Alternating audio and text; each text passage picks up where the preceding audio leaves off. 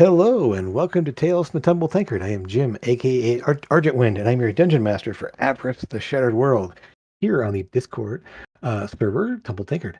And it's been a week. It's been a lot going on here, and we have a new player with us now.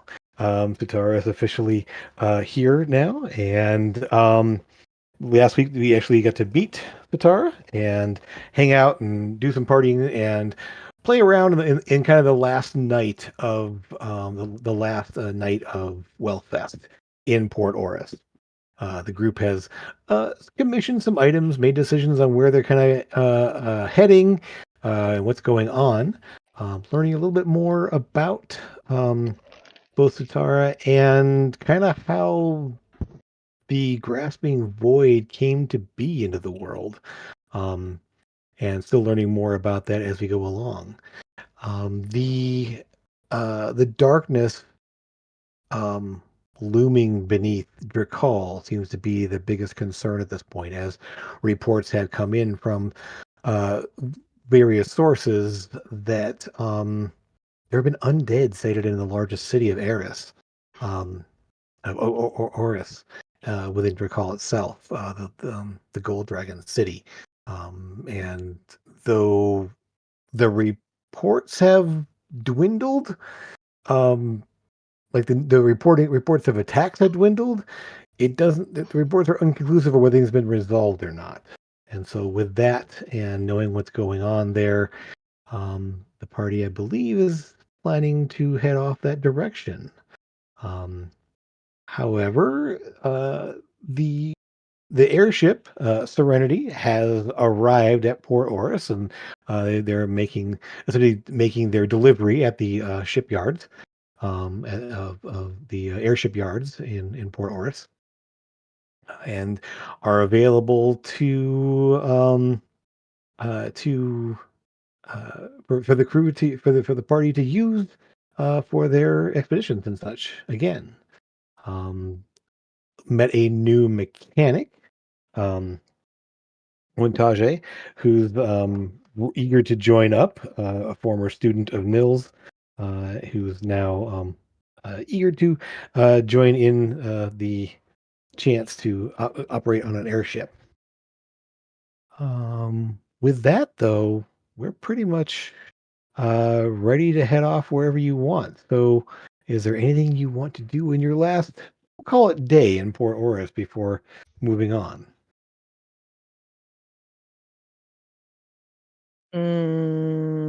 Any weddings you need to go to? Or Wow.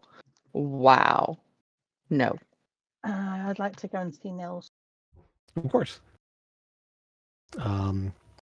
And so you had mentioned wanting to pick up some items and stuff for your siblings and such, Yeah. supplies and stuff. I'll leave it up to you as to what things you buy. Pretty much in a city like this, you can find all kinds of things. So you can let me know when it comes up later on what you've gotten for them and when you deliver. Mm-hmm. Mm-hmm. Of We're course, not. I was going to just mail them off for those who are being mailed off, but well, that works too. yeah, because Okay. we're not going back to Raven's Crest, are we? Not no, not unless making a detour. The plan was, I believe, well, to start heading off to Drakoll. So it depends if that changes or if you guys want to make any detours. It's up to you. I didn't plan on it going back to Raven's Crest. Did you guys want to go back before we head off completely? I mean, it makes no sense to go back forward. I would have liked to, but the thing that I wanted to go and do there kind of came and did me here. So Wow. Okay. I mean, you know what I mean. Yeah. Huh? You Yeah. said it. we know exactly what you mean. I am shocked. Oh, appalling. I wanted to party. I got to, Yes. you know. Yes, you guys got to have some fun and hang out here. All right. And yeah. So, if there's anything else you guys want to look into or check out, or I believe some, or anything you wanted to check in on, or do any scrying on, or send things out there, feel free to throw it out there. But Amethyst, you're heading off to go see Nils. Yeah. Okay. Not hard to find there. It is the Sunday of the new month, which, for those who may not know, let me just pull it up real fast so I make sure I have the right information for everybody. No, wrong thing. 1 sec.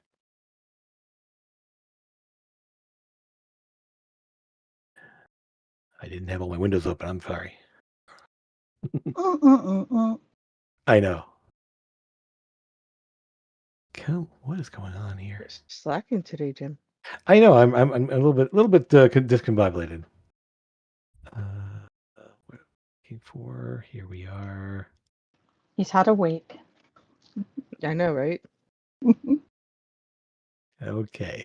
Yeah, so it is the first of reaping, the month of reaping. As we are in the official, we are officially in summer now in Avress.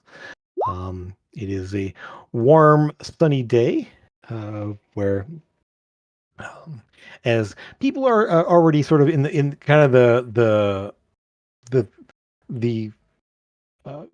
in cleanup mode as they're literally going and clean up all the remnants of the festival, and everyone's kind of getting back to that after festival week, just clean up and restocking and getting prepared for the new season and kind of where things are going. So the month of reaping is sort of when the initial harvests begin. As crops have come in and they are starting the early summer crops are being harvested, and the late plantings have begun for things that'll be harvested at the end of summer. But with that, Nils' shop, yep, it's pretty much as you normally see it there. And as the bell rings, as you go in there, he steps out and, oh, Amethyst, good to see Hello you. there. How you doing? What can I do for you? I wondered if you had something. I have lots of things. Yes. You remember the thing that I think Trevor had something with Magitech on it. He wore it on his wrists. I'd like something like that if you have it for our little friendly dwarf. Not sure I know exactly what he had. So you're looking for something that I believe it was something with a wrist pocket spell plate. Oh, right. Yeah. That's a pretty common thing. I think I've got something I can whip up there. Typically, it's oftentimes on gloves or bracers or anything else like that, just because it makes it easy to tuck out of the way. So pretty much just anything you can hold in your hand, you can just flip and it disappears, and bonus action to bring it right back. So yeah, you just kind of make things disappear from your hand. Kind of useful. I use it a lot of times when I'm having to carry around my crossbow and such. I think that would come in handy for a rogue. Oh, absolutely. It's one of the reasons why I keep them in stock here. A lot of the syndicate members look for things like that to kind of be able to slip things away. And I don't pry into how they're using them, because you can also make like a bag of goods disappear in your hand as well. As long as you can hold it in your hand, you can make it shunt away into a little pocket space for a time. So yeah. Yeah, I bring something like that. I can take care of that. I don't have anything. I'll check in my spell plates. I'm sure I've got some in the back there and whip up something for you. That'd be great. Thanks. Excellent. And Don't suppose you know if Alendra's got any boots of Elvenkind, do you? I'm not sure exactly what she got in stock, especially now this week. I mean, she's been moving stuff, buying and selling all kinds of things, and that's another very common item of interest for local clientele. So yeah, I think if she doesn't have one, she can probably get a line on one pretty easily. I mean, I can create one, but I can create a pair, but they'd only be temporary until I could invest a little more power and time into them. Right.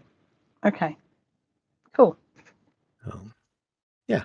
So yeah, check in with her. I don't have her inventory list. I just kind of check on things that I need to help restock and such occasionally. So she tells me what she needs, and I make sure she either has the funds for it, or I have or get things that she needs. Okay. So I understand. Heard from the little bird told me you might be heading out pretty soon. Yes, it looks like we are. Okay. Probably be heading to Drakoll. Well, So hopefully we can help the situation there. well, I'm not sure what's going on, but I try not to pry too much into international affairs unless it affects things there, and I don't deal much directly with the dragon folk. They tend to keep their a tight. Well, Sora's obviously got interests there. Bless you, bless you, good bless you. Bless you. Understandable. Yeah. Thank you. As well as family up that way. So. I know a bit about what's going on there, but I said I don't. They're not ones that I can work with as suppliers, at least for materials. I get all my stuff mostly from Coppervale. A, it's closer, and B, they're a little less stingy on their materials. I think it's a bit of a hereditary thing with the dragon folk. I mean, they. Well, thankfully, Sora hasn't inherited that. No, I know. I mean, She's don't very tell her. generous. Don't tell her I said anything. But no, it's. I won't. that horde instinct, you know. Yeah. I do usually tell Sora everything, but I'll make an exception this time. It's all right. I mean, no, I know. It's mostly just they're all secretive and keep to themselves for the most part, and so I never really traveled much over that part of the world. So yeah, I mean but whatever it is, you take care of yourselves and you come back safe, and Well done. and You look after everybody here. of course, tell Sora we are working on our item there. We should be able to ship it via the crate, the chest you have on the ship there. Once it's ready. Awesome. And I think Lucas had an item he just picked up. Grimbar had an item he picked up as well. So I think we're all squared away unless somebody else has something they need. Is that what we're going to do with the wrist pocket thing, or is that? No, I can have it later today. I'll either have it delivered wherever you're at there. I can have somebody run it over to you, or just let you know when it's available. I can just send you a message. And Okay, awesome. Yeah, well, that's configuring that only take me about an hour or so, because it's more of assembling than it is creation. Well, thank you as always, Nils. You're a Of course. I try. Well, well, tell everyone else. Everyone knows they need anything else. They know where to come. I'll let them know. Right. I'm going to give Nils a bit of a hug on the way out because just in case we all die. Bit awkward, but Yeah. Oh, sure, yeah, all right. Surely he's used to it by now. Sure.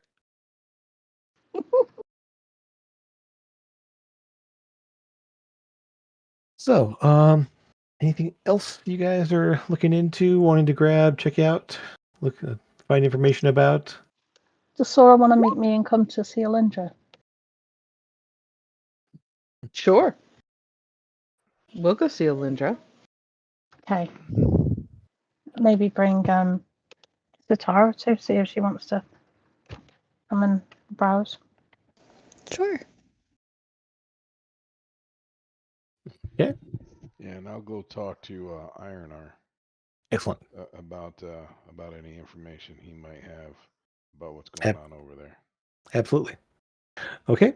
Okay, we'll take care of that first, and we'll come back around to Alindra there. So we'll kind of assume that you're off doing this while Amethyst and then the others head over to the menagerie. Lucas, you're the only one I accounted for. What is Lucas up to this morning?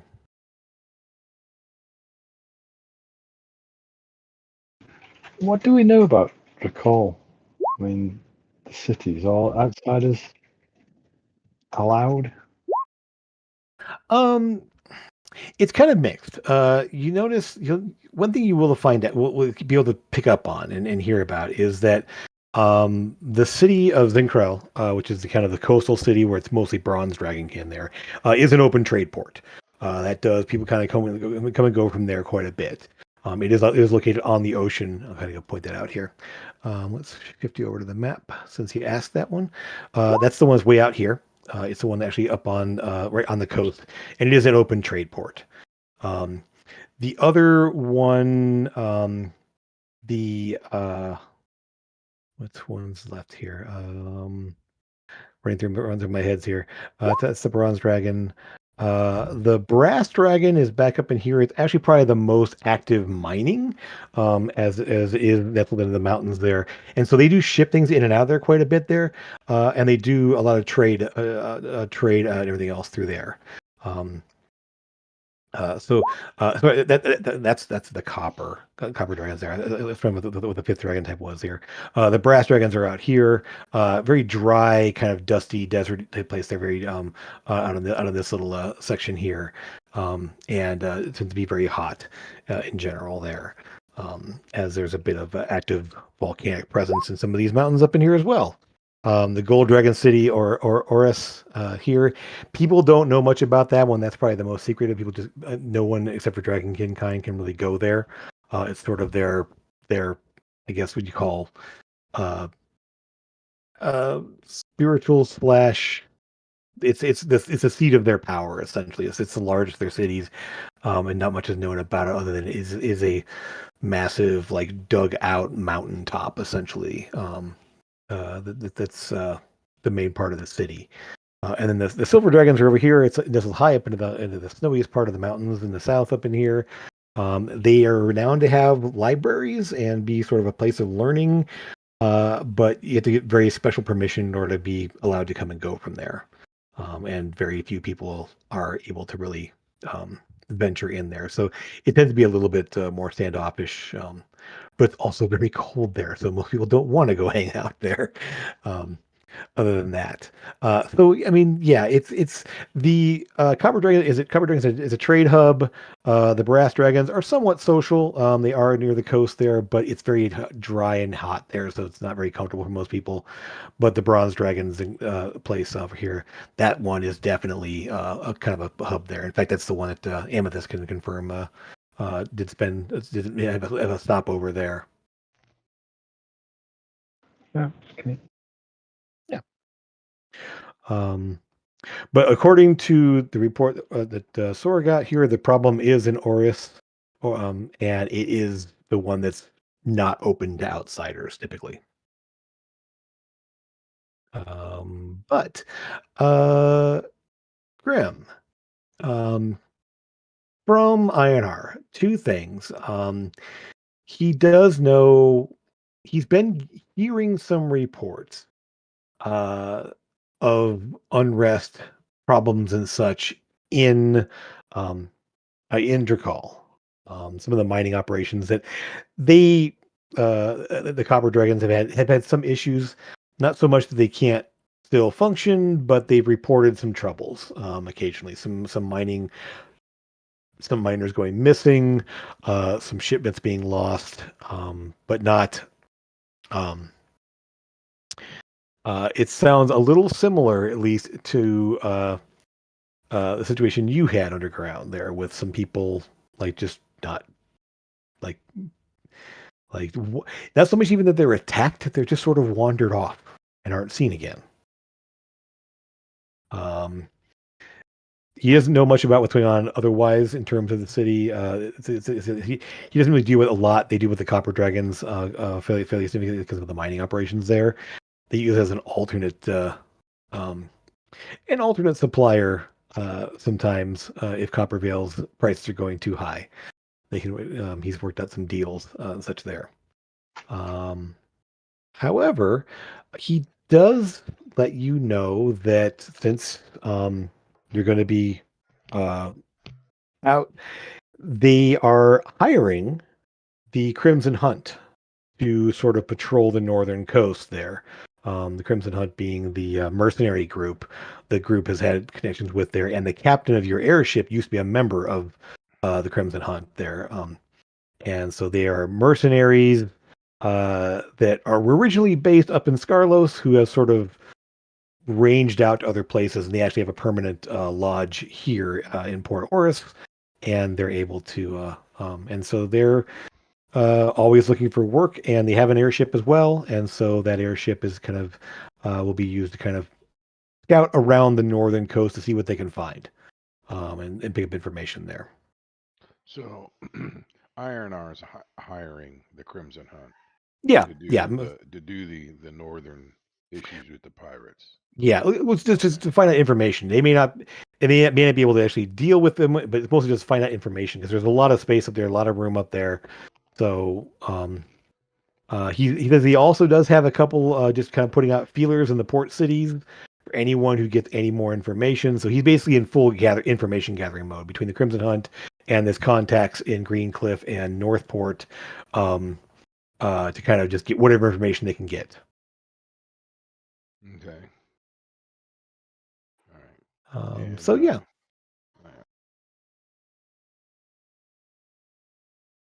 And yeah.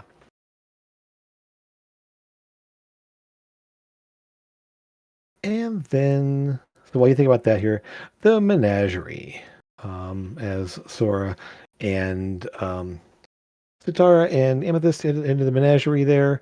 It is uh, a bit depleted. A lot of these the stock has been picked over and is being sort of like re-shelled. There's more empty space in this place than you've seen in your previous times, which makes sense as they were doing a pretty brisk trade on the out during Wellfest there on the street there. They just kept rotating wares in and out, and so they're in the process of sort of restocking and recataloging and kind of seeing what's going on here. Both Dalen and Lindra are inside. Both smile as you approach there, looking a little tired for a Sunday, as they've had a lot. They've been working hard this week. Oh, well, hi. What can I do for you three? What brings you here? I understand you're going to be heading out soon. Yes. Yeah. Well, is there anything you need or anything? What brings you in today? Just wondered if you would you have in stock a pair of boots of elven kind? Oh, those are definitely some of our top sellers here. Let me see if I have any left over. One sec. Sorry, I was just pulling up one thing. Where did my Any left over? Well, I mean, effectively. Festival. I mean, Well, yeah, but like, you make more than one boots of elven kind? Well, I usually have quite a number of them, as they are a very popular item to buy. I mean, syndicate people like to buy them, and So I the do have Shadow contracts. Syndicate, I bet they've all got them. I mean, it's one of the things. As soon as they can afford them, they usually go for them because they're very helpful in that line of work. Mm-hmm. Oh yeah, not gonna. Just thought it was more rare than that. That's all. I mean, they're not. And not think I have like dozens of them. We usually have a couple of pair in. Oh, nice. Let's see here. Do I happen to have one in the back here? Yes, I do. In fact, I'm not sure who they're for. I can see why this pair is still here. And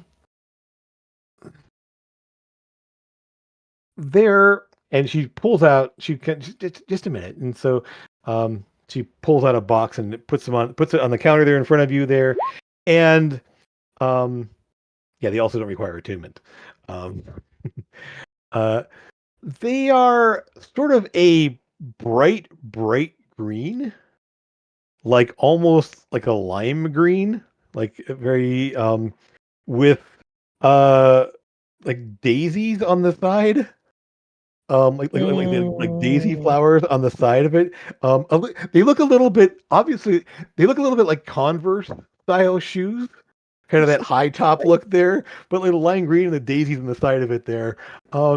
Yeah, not really.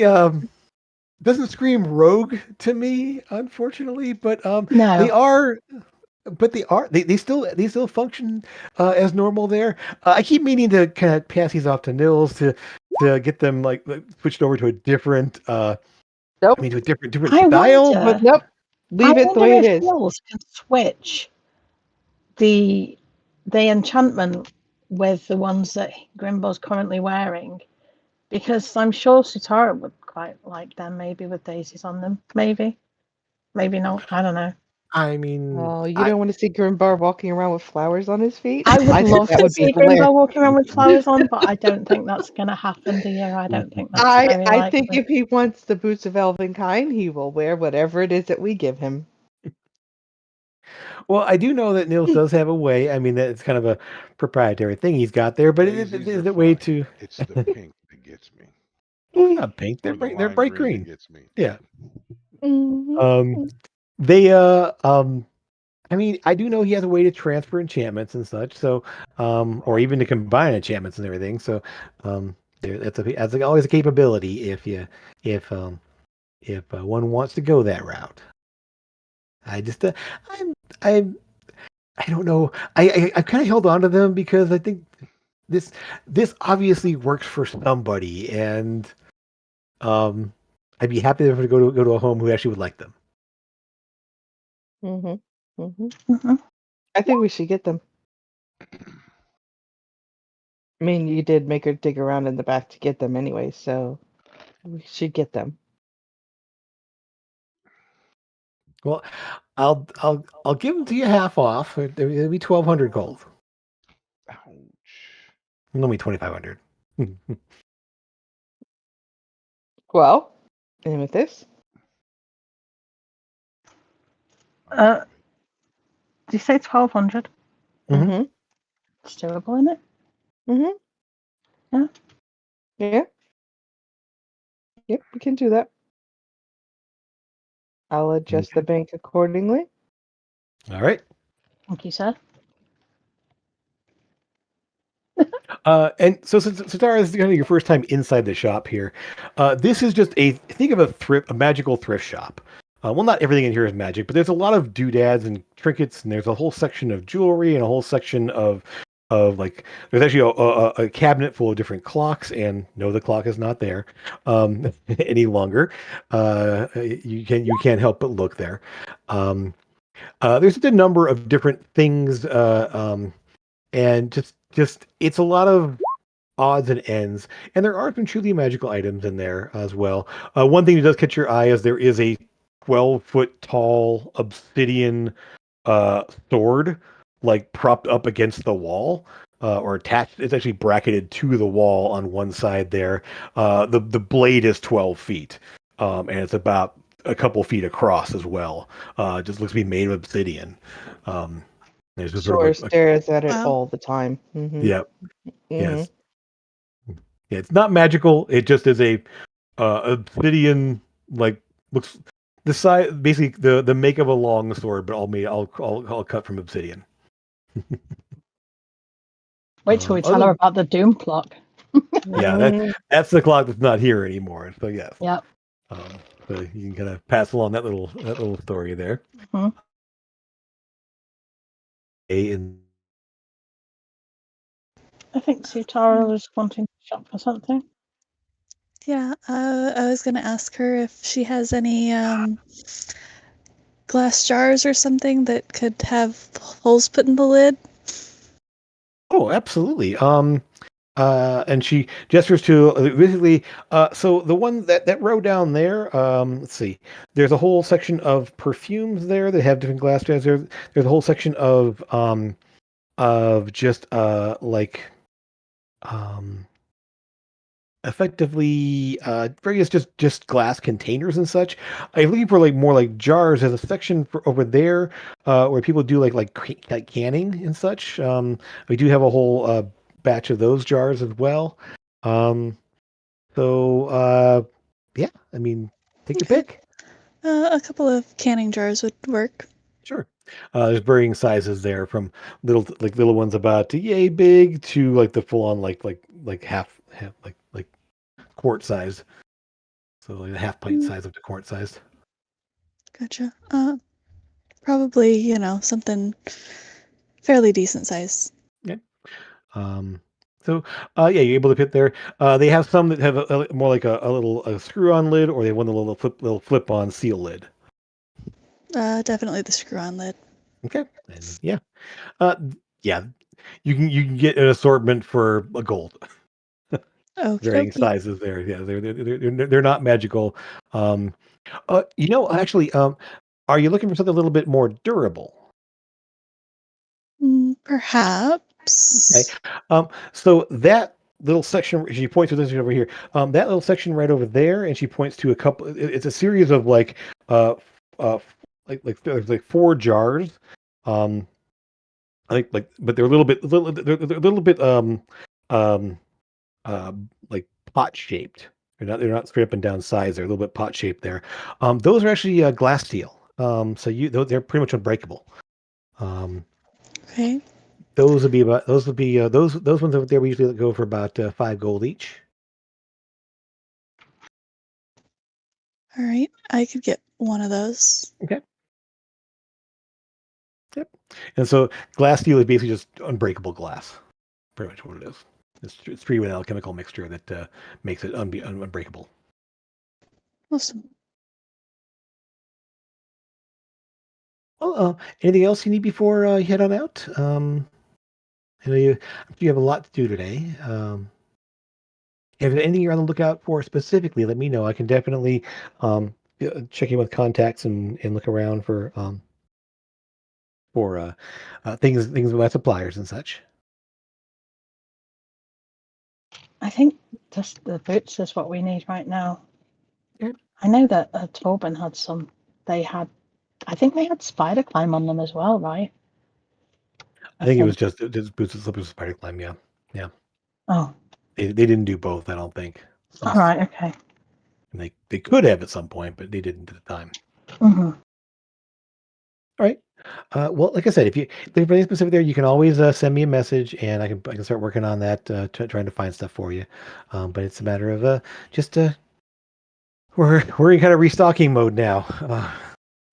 So I'll be out checking with various craftsmen and collectors and things like that to see if we can replenish our stocks and stuff for the coming year. All right.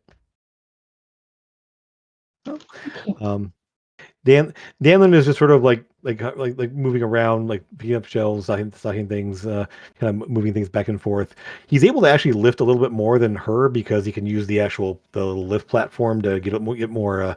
He doesn't rely especially on his arms to carry things around, and so he's kind of doing a lot of the heavy lifting and such of things, being able to move around like boxes and such. Um, so, yeah. Other than that, you're able to kind of pick up and move on. Okay. What next?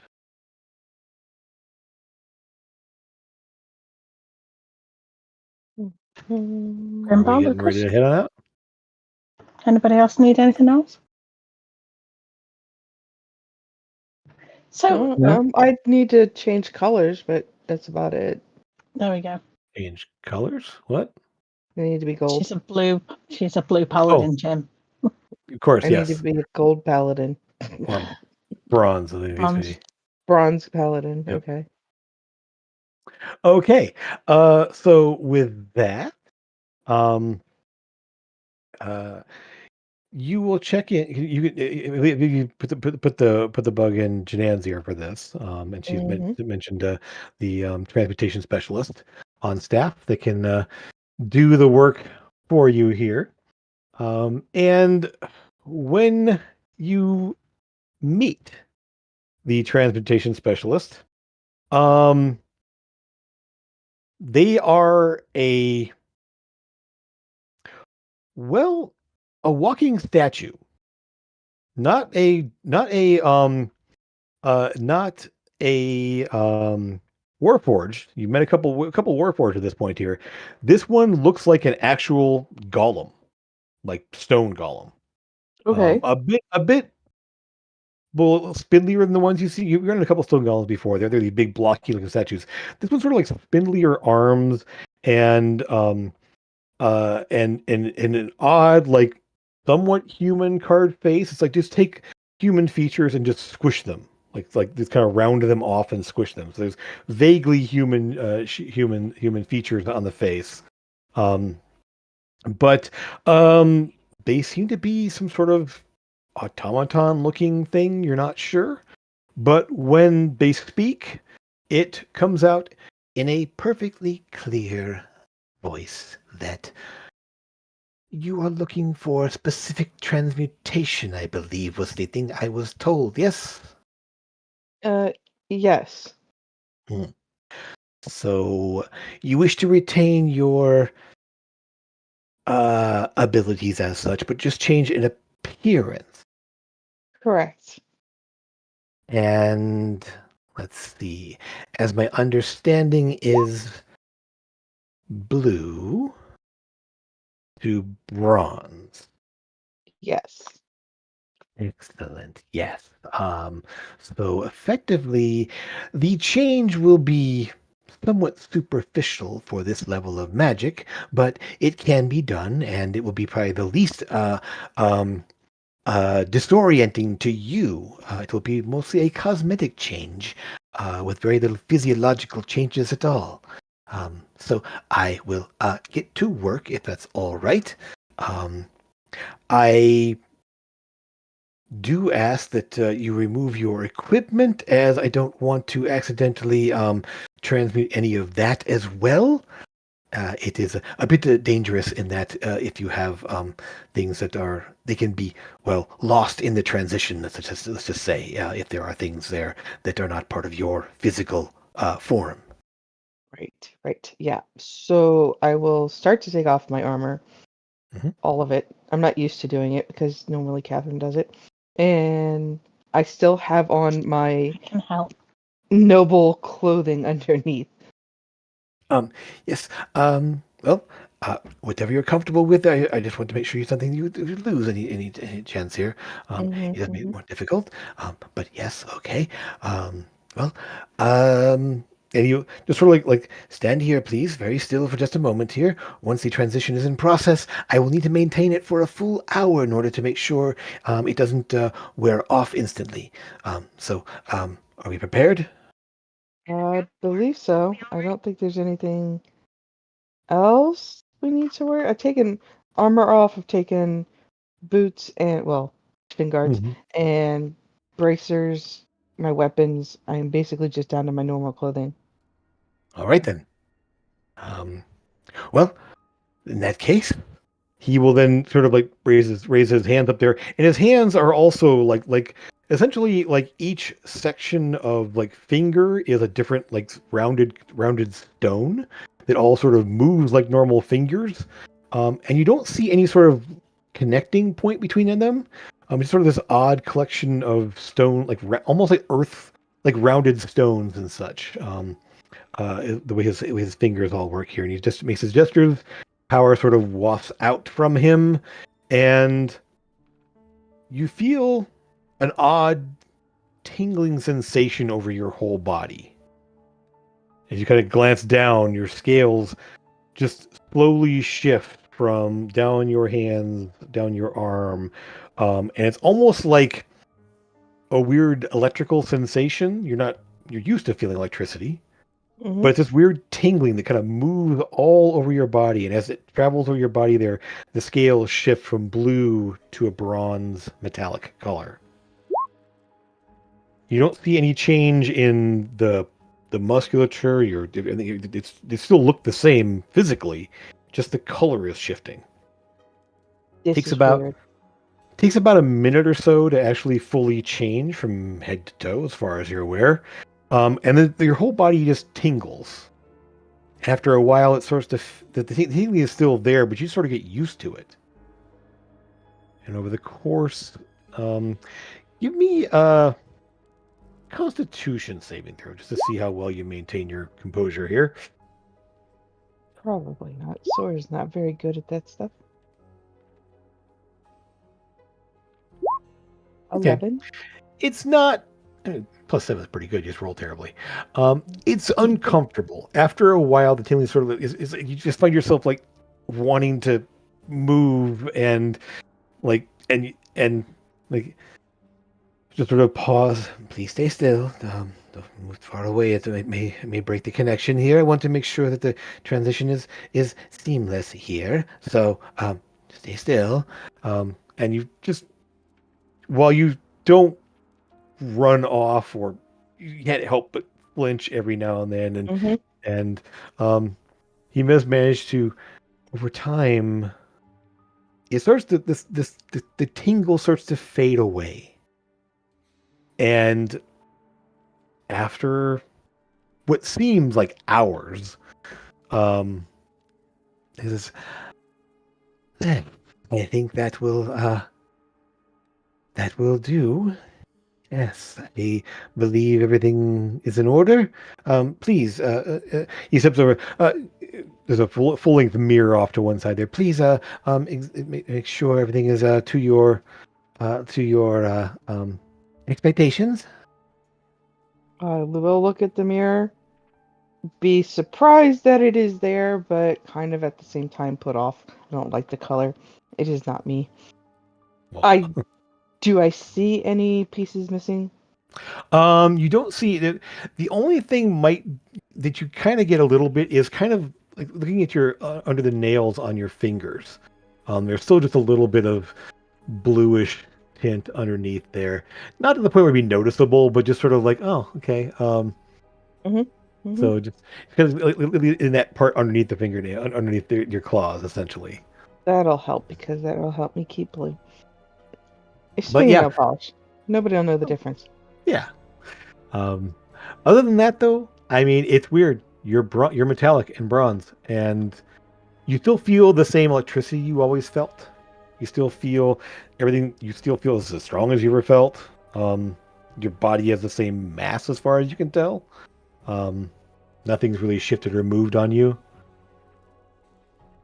Well, how do I look? The two of I'll you give that are Sora a standing big hug. Because I know this is not easy for her. here. No, it's rough. Because I'll of be the okay. innate racism.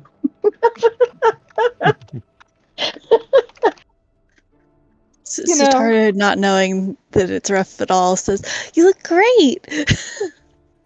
Thanks. So shiny. Oh, I'm shiny now? I mean, Okay. you're metallic. So Right. Yeah. You are shiny.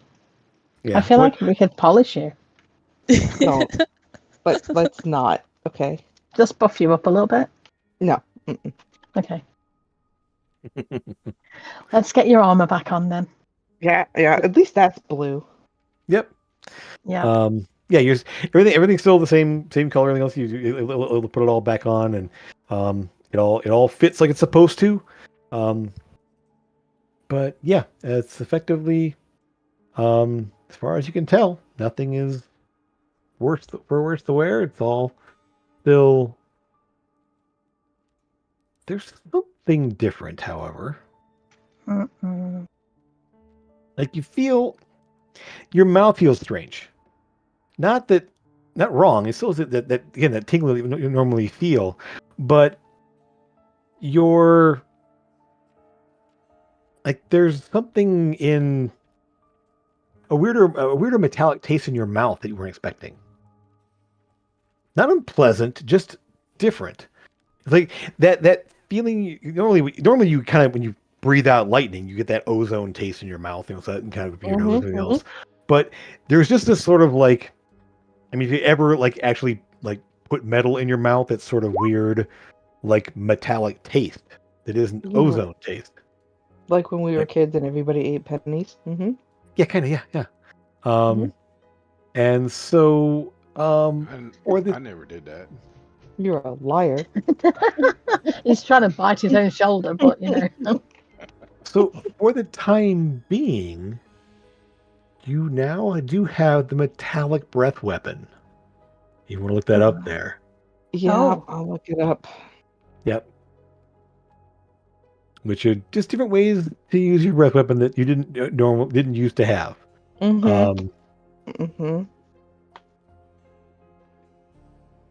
So other than that, though, everything else is still the same. Your resistance is still the same. Just your breath weapon has a differing effect there you didn't normally have, which takes me getting used to. Tell it, breath. No, it's actually not that one. No, not that one. It's a different one. Sorry. Yeah. I can delete that. Sorry. Yeah. Oh, it's enervating breath or repulsion breath. Mm-hmm. Yes, so you have those abilities now as well, Nice. which are not bad abilities. No, So, just not mine. yep. Yeah, for the time being. Yeah. All right. I think we should go back to the group. Yeah. If we need to make sure that we alert everybody we know that I don't look like me before we head over to them.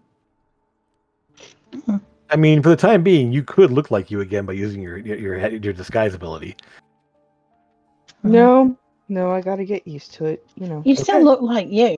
You're just a different color. It's like someone painted you metal. So, I mean, Lucas already knows. I think. Does Grimbar know? I'm talking about. I'm talking about Seraph and Strega and Mom. I'm more worried about your mother, but I mean, you can let your mother know before we get there, though, right? I don't have a sending stone to her. In fact, if we go and deal with the situation first, you can change back before we go and see her. There's no need to frighten her, or the kids and stuff. We'll figure it out. Yep. The last thing the transmuter tells you before is that this can be dispelled by someone with enough power to do so. So be aware that someone might be able to determine that some magic is being used to alter your appearance, to alter your form. It is not obvious, but if someone were to become aware of it, they could try to dispel it. Although it would be very difficult. Right. As difficult as it would be possible to do so.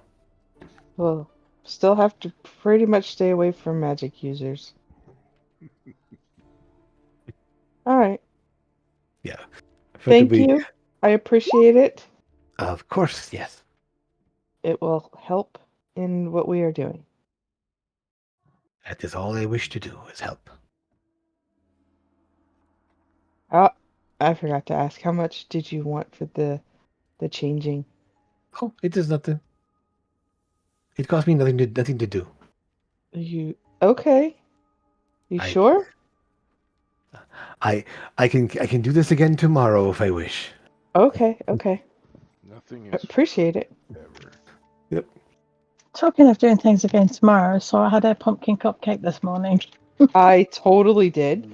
And the wrapper's right here as I jingle it in front of you. It's a wrapper? Yeah, you have to keep the wrapper. You have to keep the paper from the cupcake, and then every day at dawn a new one appears there. Okay. Mm-hmm. I get a new cupcake You sold it to me. Sure. I know what you're talking about. Okay. All right. In that case, yeah. By the time, so back to the ship then. Or anything else you want to do? Or are we taking off? I think so. Unless anybody else has anything else to do, we'll just give Grimbar the green boots for the daisies, I guess. If he's, I don't know. Are you He going seems to tell happy him what enough. you did? I mean, if you want us to change the enchantment and put them on your boots instead, we could try and do that before we Well, leave. he doesn't know you're getting him boots. No. So Yeah, he doesn't. So, So I say you're leave gonna it the way give it him is. green daisy boots. He's gonna tell you, no, I'm not gonna wear them. No, well, Why that's what I am was I gonna wear thinking. those? Well, then Sora gets to have them. That's how that's going to work. So let's go and change the enchantment. No, you don't understand what I'm saying. You didn't tell him what they were. You're just saying, here's a new pair of boots, and he's gonna look at the boots, and they're lime green with daisies, and he's gonna say, stuff sand, go kick rocks down the road, you know. Well, that's why I was thinking if we changed the enchantment and gave him his own boots back, but with, silence on him instead of whatever. Or, Okay. I mean, I see what you're. Okay, all right. or even as well, if Or that's something that he can do. both. Or both, yeah. Both would work because he would obviously benefit from the speed. And I don't think anybody else in the group has a movement speed less than 30. So I think he'd definitely benefit from both. I think I still have less than 30, do I not? Yeah, you My do. base Yeah. movement Without speed. the boots, yeah. That's Yeah, what you I'm do. saying. I think you're the only one who'll benefit from having the boots of striding and springing, which is why you got them in the first place. Okay. So But you just wanna, if we can get you Nils to put them on top of his boots, that would be fantastic. And then there's just a pair of green boots oh, with okay, daisies well, on. Now, yeah. I'm happy to put them on with no spell plate at all in them, with no enchantment. No, but if I'm gonna have both Elvenkind and Striding and Leaping, Mm-hmm. oh hell yeah. Mm-hmm. Oh yeah, I'll give you the 1,200 gold for that. That's fine. It's party funds. Okay. Okay. Oh sweet. Well, as you're finishing up things there, you bring boots back to Nils, and yeah, I can do that for you. Effectively, so that will cost 500 gold. As is Okay. the I'll pay for that. Okay. I will willingly. Chap, you don't know what's happening. We just lent your boots. Okay. Fair enough. Okay. So Graham, what you can do is go ahead and take boots of Elvenkind and put them on your sheet as well. So you have both boots essentially, and then eventually I can create some ones that are combine them into one item. But for now, you just have both items and just equip them both. All right. In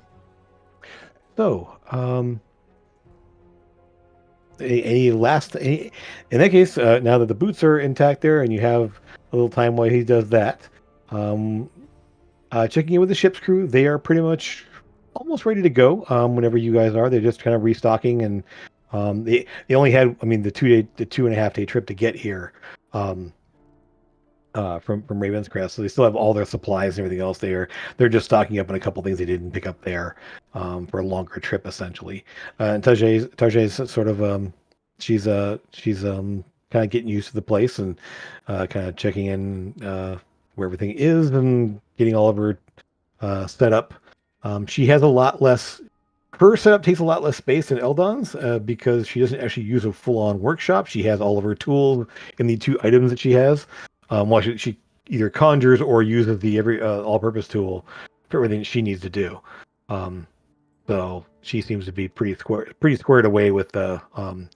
She doesn't need a giant toolbox or a whole workbench to do things on for the most part. So she's all set and kind of settled in. So other than that, if there's anything else you guys want to check in on, information you want to have before you go, now is the time. I want to go and introduce Sutara to all of the crew, Okay. and obviously the newbie crew member too. Yep. All right. In that case, let's just go ahead and we'll shift back over to here as So Sutara, you get to meet the crew of Serenity. It is a really long ship, 3 masts, kind of a multi-tier deck there. You've probably seen some airships, probably not been on one yet since you've been here, as there's not a lot of reason to really go on one unless you're transporting goods or traveling to different places. It's not cheap to travel around, so it's not something you just do on a lark. It's you kind of do whatever you need to do. But we can run around here. The captain, Darash, right up here, is a dark-haired, older. It's hard to tell. Is that he has a little bit of kind of salt and pepper, a little bit of gray in his beard and his hair, but it's more not like he isn't. It's not so much that it's not an age thing. It's just sort of a way his hair grows. He has a bit of a animalistic look to him, somewhat there. And has very nice to meet you. Derash is my name, and he will actually. I'm able to message the crew and such through magic that I can do. I am a shifter, so if you do see the more bestial nature, that is what it is. So Nice to meet you. of course. We have Emir and Una, the first mate and our wonderful cook, husband and wife there. And you see kind of an elven woman and a half-elven man. He is sort of very dapper looking in sort of this kind of dark armor. He has swords on his hips. Essentially, he can dual wield. There has sort of that fencing kind of look to him. She is dressed in what appears to be sort of like a smock style dress there, but there is some armor like element to it.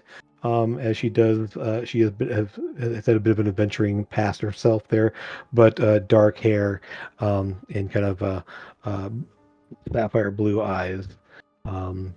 We have Hogarth, the halfling navigator over here, who's a very nice to meet you. Appreciate having more people on board, and it's real good to have some new faces around. Although we are going to miss our previous mechanic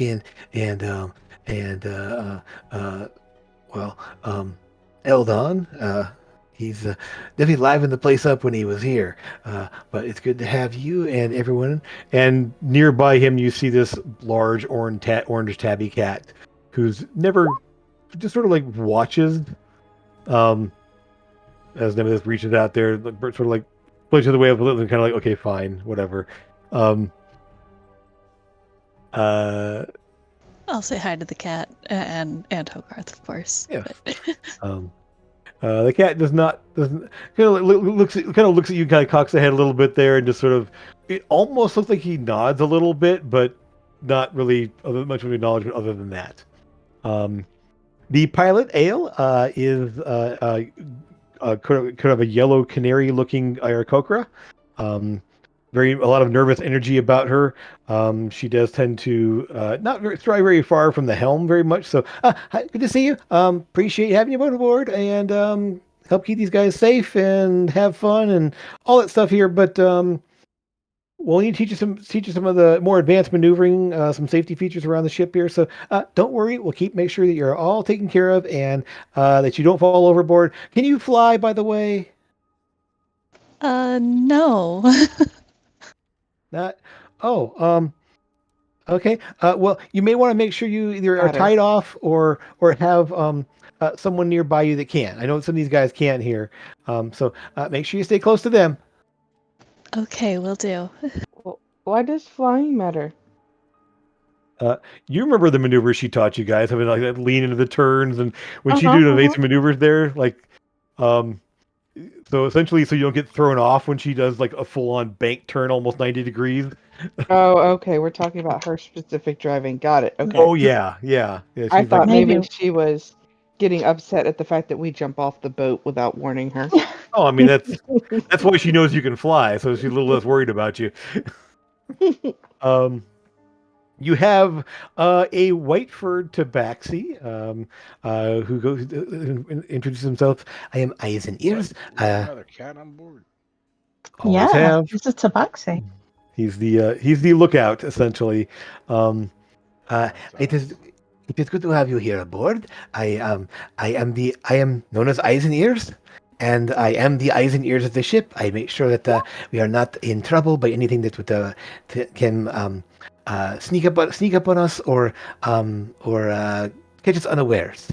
So it is my job to make sure that we are not caught off guard. Very nice to meet you.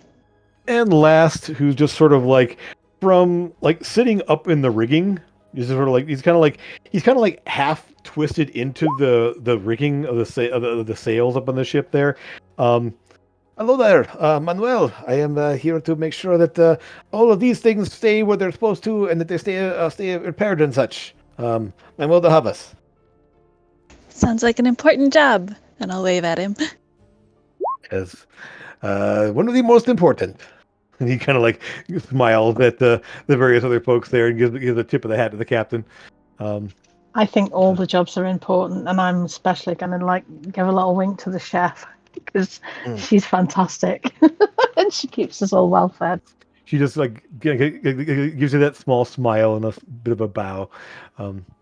Of course, dear. I appreciate the chance to try out new recipes and such whenever I can.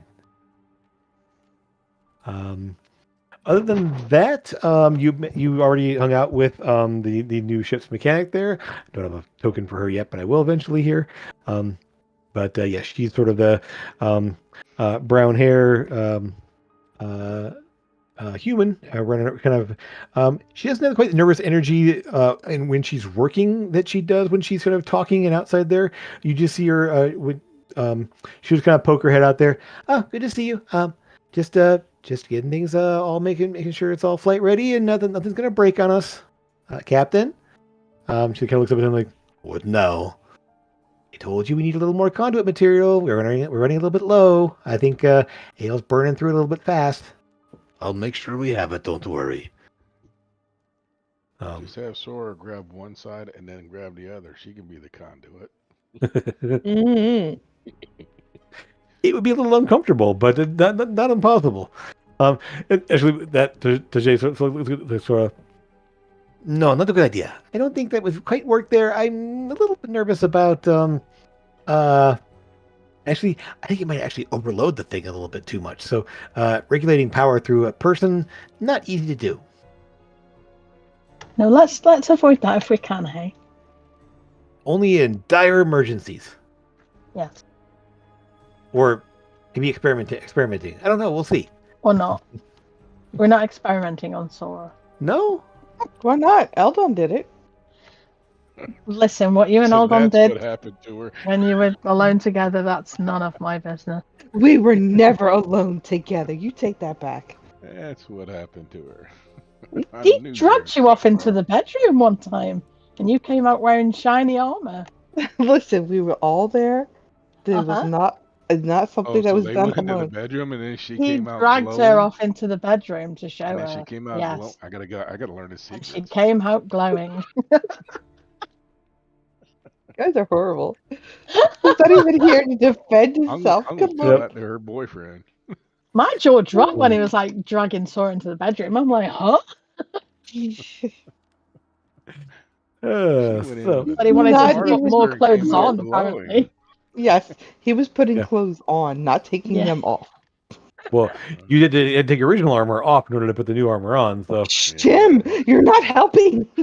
I mean, you came out dressed in a lot less armor than you went in with. Come on. That is true. That is Again, true. not helping.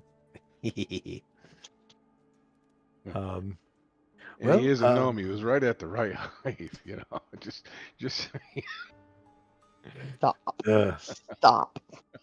so, with that, the captain, well, as you can see, we need a little bit more provisions here, but once we're taken care of, we should be ready to go. But is there anything else you need from us in the moment, or should we be prepared to depart? I think we're ready to go. Party, aren't we? Yeah, ready? All right, then. Well, if you're ready to go now, we can make sure that order is sent to us. You kind of, we have the chest there that can be used to deliver things. So, yes, I think we could make sure we do that very soon. Kind of gives a call there. Everyone to your posts, and let's get ready to embark once again. Yeah. Okay. And with that, you find yourselves heading up into the sky once again. Is it call it mid-afternoon, as you've taken some time to get things put away and set up there. Just one moment here. Where did that go? All right. So you will find that the ship tends to move very smoothly as it takes off. It takes off there, lifts off from the water north of Port Oris. As you were currently docked up here, actually, where up at the city, and just lifts up, and within moments is just gliding forth. The ship, as always, for Sutara, there, as you kind of say on the deck of the ship here, it looks like a normal, like waterborne ship. It has the weird thing is there's a weird feel to the deck. You haven't been around a lot of trees because where you're from there aren't a lot of naturally growing trees, and there's not many trees in Old Karoon. So this much wood is kind of a new thing to you. This much like actual like carved structure, lumber and such is but there's definitely an odd feel to it. It's very strong. There's very little give to it. As it almost feels like metal as you walk around. But it has this sort of a weird, soft texture when when you kind of rest your hand on the deck or the railings. There are fairly high railings on either side there, about 3.5 feet tall on all edges of the ship there. As it raises up into the sky, 100 feet, 200 feet, 300 feet, 400 feet, 500 feet, and then just takes off. So your first time being on the ship, it reminds you a little, the way it moves, of the Spelljammer ships in astral space. They sort of floated around in this way and they kind of like moved through the space. Not like ships on the water, but just sort of like floating and drifting around. Because there are 3 sails on the ship there, and 2 side sails that once it's up into the sky fully, they are unfurled, almost kind of like bat wings, almost to come off the side of the ship there to pick up extra wind. There's some sort of magic that helps it raise up, and maneuver and such, but it's pretty much flown just like water, like ships on the water being picked up by the wind and using that to move. The pilot seems very, very capable of sort of shifting and drifting with the winds to pick up the most amount of thrust. Occasionally, you feel a little bit of a lurch of extra speed, and it does this almost like a dolphin-like. I mean, it doesn't do into dolphins here, but it's sort of that sort of maneuvering of drifting and diving slightly, and then kind of coasting back upward again, almost as if she's using gravity to kind of keep the speed going as well. She's not. The rest of you have been on the ship when she's doing this. She's not doing her crazy maneuvering where she's shooting for major speed. There she would actually like just let the ship almost dive for a while and then pull back up and then dive. And now she's it's sort of just slow undulating, almost like you're on the ocean, the way it kind of drifts and moves on the air currents. On board, once everyone's settled in, it's pretty. There's not much going on. You guys feel free to check in and just see what plans you have here, what you're looking into, what you find out. You've all sort of found out information separately, but haven't had a chance to really talk about it and make any specific plans.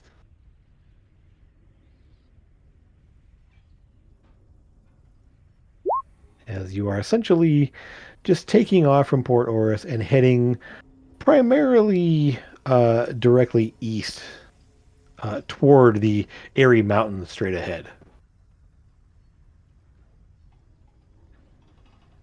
Hairy mountains? Airy. No Okay. H. Got it. Thought that was a bit weird. Sorry, no H. H?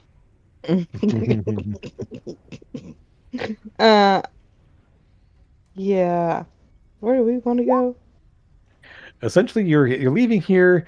You're going over to, well, here somewhere. You're not sure exactly where you're heading specifically. You don't really put in a destination exactly, other than the captain will at some point tell me, well, no, we're heading to Drakoll, so where specifically are we going? Back to the village? Or are we going to somewhere else? Are we dropping you off at some point in the mountains? What is your plan? So here's the thing, and hear me out, guys. I know we want to not scare Mom and the village as much as possible, but like, if we do die here, I don't want to not say where we're going and what we're doing, and the whole goodbye things.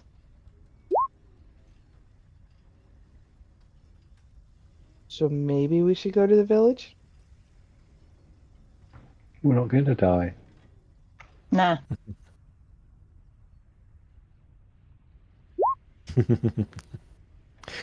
uh, well, so then we go to the village. That's fine. We can set the course there. Essentially, we'll be flying directly east until we're over the mountains, and then we'll drop into more of the the southeasterly direction, until we get to the Merc, and we'll decide if we want to just fly over it or skirt around it, or whichever you want there. Well, you guys did get the shipment for Mom, right? Yes, of course. Mm-hmm. Yeah, so we're gonna have to. You're gonna have to go there at some point, anyways, to drop that Yes. stuff off. Yes, it was our intention to at least up at the village. I don't So- know if Where do we want to go, guys?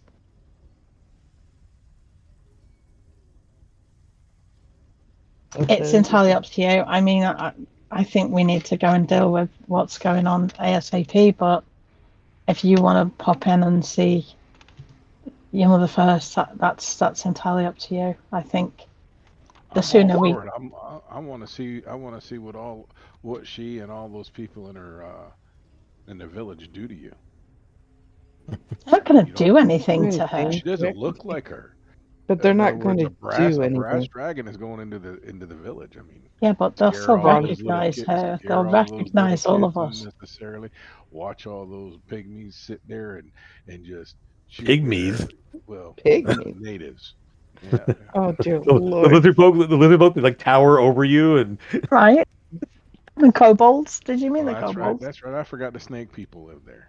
Yeah. the lizard Lizard folk there. folk. Yeah, the snake people are way down to the south. You didn't meet them. Those are the Well, you young know tea. what I mean. Yeah. Mhm. Like just the wait. auntie there. I'm wanting to watch them make you a pincushion. No, let's do it. Let's do it. Like that's going to happen. It could. Unless they decide Just to like tell her that we she looks could better. die. We could Yeah. die, but it could happen. As I understand it, I mean, we're flying to the area where the ones that look like Sora live, so I doubt that she would be more in danger in her current form.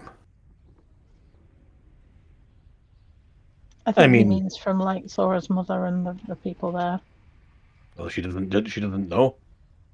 No. And we may wish to inform her to make sure she's not shocked. That's the fun. No, Yeah. no. Let's Mhm. just drop in. I Let's can just drop do a in. sending to your mum before we get there, Sora, just to let her know. It's going to take us about well over a week to get there, almost Mhm. closer to almost 2 weeks actually. You guys are no fun. Cheers. But if you're asking me, we should go do our thing first and then come back. That's my opinion. It's not important though. Either way, one is just as good as the other. Well, I mean, if there's trouble in the area, your mother may have more information. I mean, she seemed to be pretty. She had informants and contacts and such. She may have more information. Mhm. So that could be a place to start. There's also, I mean, you heard the rumors and such about the trouble in the lake, right? The murk, Mm-hmm. the lurk and the murk they called it. It was very weird, but something that lurks down in the waters. I think it's called Grimbo went swimming last time you were there. Yep. So Grimbar's the lurk then. That makes sense. Maybe. He's a bit of a lurky kind of person, yes. He is a bit lurky. All right. Um, I say maybe we should go visit Mom. What was that? Somebody was blowing raspberries. Nothing. Okay. um, so the first day, the first essentially um, day of travel, well, the first afternoon of travel there, in the evening there seems to be fairly quiet. Again, you sort of settle into that rhythm of the ship there, moving along, and um, it's strange that you've been in sort of like full celebration mode to suddenly have this quiet around you. There's not the rush of people and the noise and the crowd and everything else. It's Mm-hmm. just sort of the air moving in the sails, the occasional quiet voices of the crew moving around you, and just kind of yourselves, which has been something you haven't had for quite a while now. Um, you find yourselves sort of, well, some of you probably find yourselves somewhat bored, um, as there's not a lot to do on the ship specifically while it's flying. Uh, uh, every so often, you are eyes and ears kind of calls out there. All's clear. No, nothing to worry about. Um, occasionally we'll call out like anything like in terms of like flying creatures or such, or um, anything that's of interest in the ground there. And you're staying about between 500 and 1,000 feet roughly. So you're not really close to the ground as you're moving along here. You see the kind of the green and everything else of the forested areas, sort of like kind of down below you, quite a ways down below you, as this part of the world is not super, like the trees aren't really tall like in some of the other areas. Mm-hmm. I like it a lot. Uh, there I'm is. Good. I'm just up on the deck, always practicing. Sure. And everyone kind of gives Thora a wide berth I am. as you're sort of maneuvering around. Um, and I go ahead and you guys can place yourselves out on the actual deck of the ship. As you will see, effectively, yes. So you have what you know here, the stairs leading up to the deck here. Below is the captain's quarters and the navigator's room, essentially. There are various this space here actually also has a stairwell going down into the lower decks, and you're able to go down below there. Um, more often than not, Manuel kind of places himself up here in the crow's nest, just sort of keeping an eye on things and watching. And other than that, pretty much everyone else kind of stays behind below decks. The captain and the first mate will switch off, hanging out there. So sometimes it's captain, sometimes it's the first mate, and you're able to see those folks here. I go ahead and move everyone off to the side here, so we have the rest of the crew all kind of uh, at least accessible. They're not all out here. It's just if they're not on the deck of the ship, they're actually somewhere below decks. Where in the settings is it? Why is it I cannot like grab my picture and move it around? Okay, so I'm gonna show you. Go to your character. Okay. Hover over your name of your character until it turns blue. Now click and drag it. onto the map. It's not turning blue. It's staying Mine's white. not working. Mine's turning blue, but it won't let me drag. Let me fix that. I think I know what's going on here. Mine's being racist. It's not turning blue. Let me double check yours then too. See if that's yours. It Should wants be to turn fine, pink. Grim. Why is Bert in a tree? Not in the trees, on the deck of the ship. Not on my map.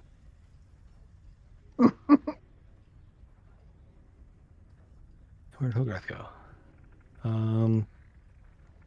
Let's The see, ship's over so- here, and they're over there. Because they're not on the deck of the ship. They're below deck. Oh, they're on. Okay, I thought you said Yeah. they were on the deck. He of the put ship. them No. over there. He says one- if they're not on that- the deck, he says he's putting them over there. It's just that. Sorry, they're I not. misheard. Yeah, no worries. That's that way I can access them if they come out on the deck there. But if they're not visible on the deck right now. They're not.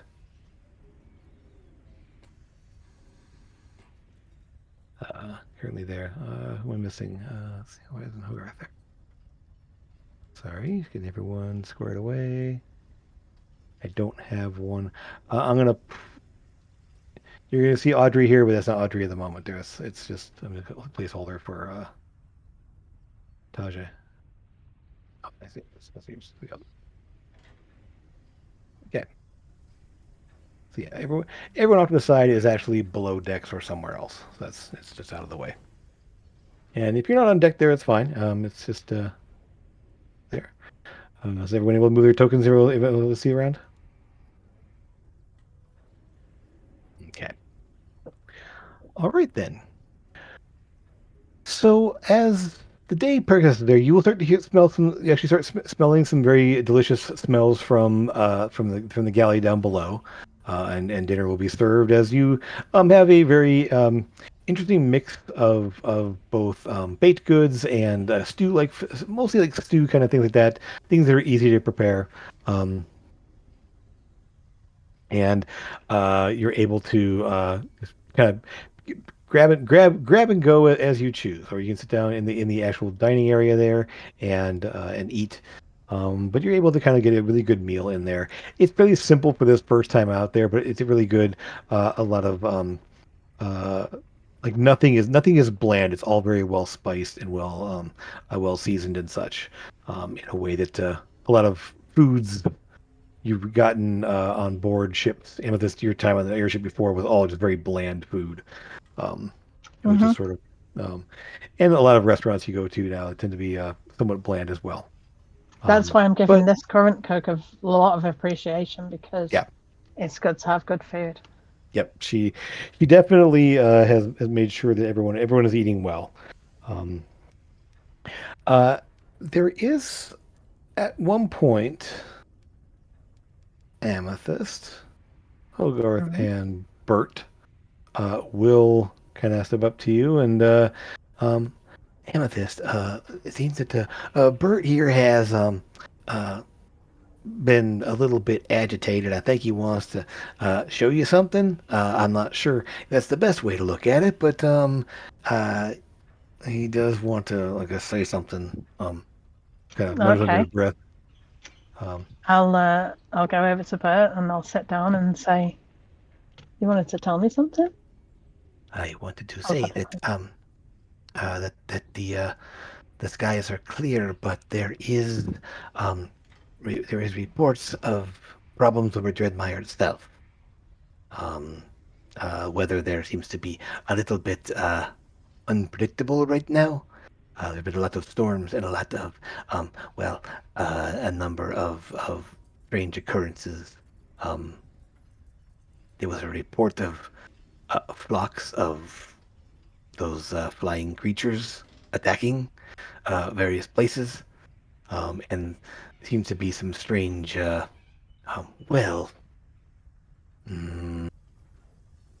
reports of problems. When you say the flying creatures, you mean the manticores that we had an issue with before? No, the ones in Dreadmire itself. They're the ones with the long, pointy faces and the leathery wings like bats. Okay. Pterodactyls. Right. The pterodactyls, yeah. Yes. Pteranodons. So Yes. yes, there have been reports that there have been a bit, uh, well, aggressive. Let's just say. Okay. Well, I guess if we have to take care of them, then we will. Just, just, as we get closer there, I'm going to be below decks only. I think that's a good idea. You see, he's sort of looking around there. He doesn't seem to be too eager to be out on the deck in general. Mm-hmm. So if you need anything, I will be in down below. And so he kind of runs off and heads down in below there. And as he wanders away, I'll say, you might want to introduce yourself properly to Sutara at some point, telepathically, to him. I've only talked to you, so I've introduced myself to the rest of the crew. No, he did speak to Lucas, didn't he? He spoke to Lucas before he spoke to me, and I was a bit annoyed by it. That's right. Yes. Yeah. Yeah, okay.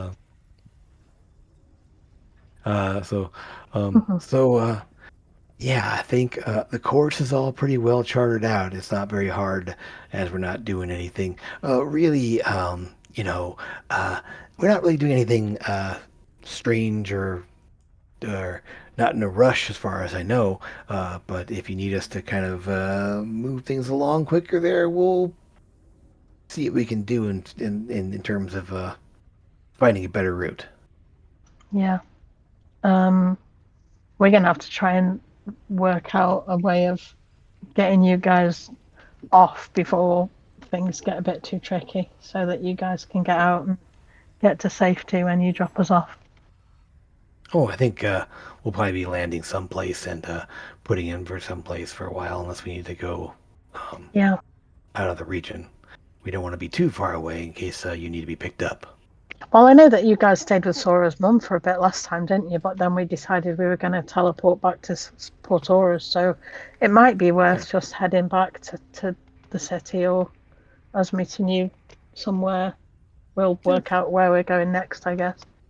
All right. Well, I'll let the captain know, and we'll make sure that we have a good route planned out if we need to. Okay. All I'll let right. the others know. Thank you. Of course. I need more of those biscuits. He comes rush downstairs. His downstairs. Sora, you kind of definitely feel like attention focused on you. Mm-hmm. I mean, obviously, you're being in motion up on the deck there. You typically are able to, but you kind of see, you pause and look around and notice the captain is kind of watching you wielding two hammers, which is Mm-hmm. it's kind of like just gives a little bit of a shrug as you started to do that more, but just watching you fight that way is kind of odd. You still carry the shield, I see, though. Yeah, it's not going anywhere. Actually, I Well, think it's a ring, isn't it, Jim? It's a yeah, ring. yeah. Yeah. So you, Mm-hmm. oh, well, that's good. I don't want to see you giving up all your protection. No, would never do that. I gotta protect these guys. You know, the dwarf keeps thinking that that he saves the party, but that's not how that works. We save each other. Yeah, that's the way it is in a crew. You all work together and make sure that everyone does their part. That's right. Except the dwarf. In my part, I just have to work harder than most because I pick up the slack of her. Mm-hmm. One of So these days. I can see Grimvald picking up some slaps, let alone any slack. Mm-hmm. He's getting a bit too cheeky, I think. So you'll find that you find this sort of like flat straight along here.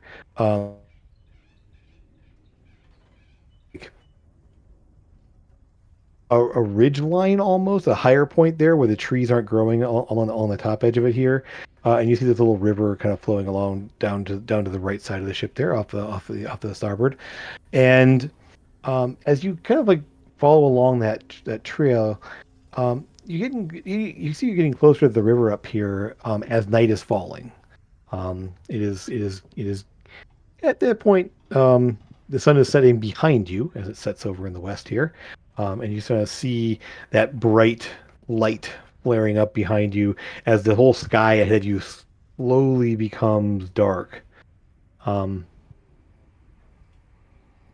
as it does, perception checks.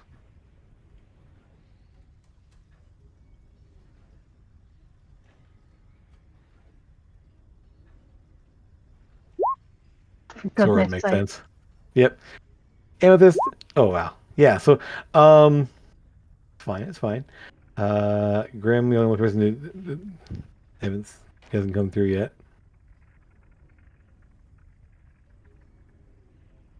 Why isn't it coming through? Is your Beyond 20 activated? Oh, there it is. It's here now. Okay. Oh yeah, that's funny. Okay, so Wow. yeah. So as your reliable talent kicks in there, the 1 becomes a 10, and so you still get a 19. Don't worry about the second one. Sorry. Yeah, no worries. So I would say that this kind of works out there. So you're all kind of like wrapped up in your own things. Sutara, you kind of, as the sky is slowly darkening ahead of you, you just sort of like instinctively start watching for the stars to emerge. And just seeing, so you're just kind of scanning the horizon, seeing as night is falling, the first couple of stars kind of blinking and kind of just becoming visible in the sky ahead of you.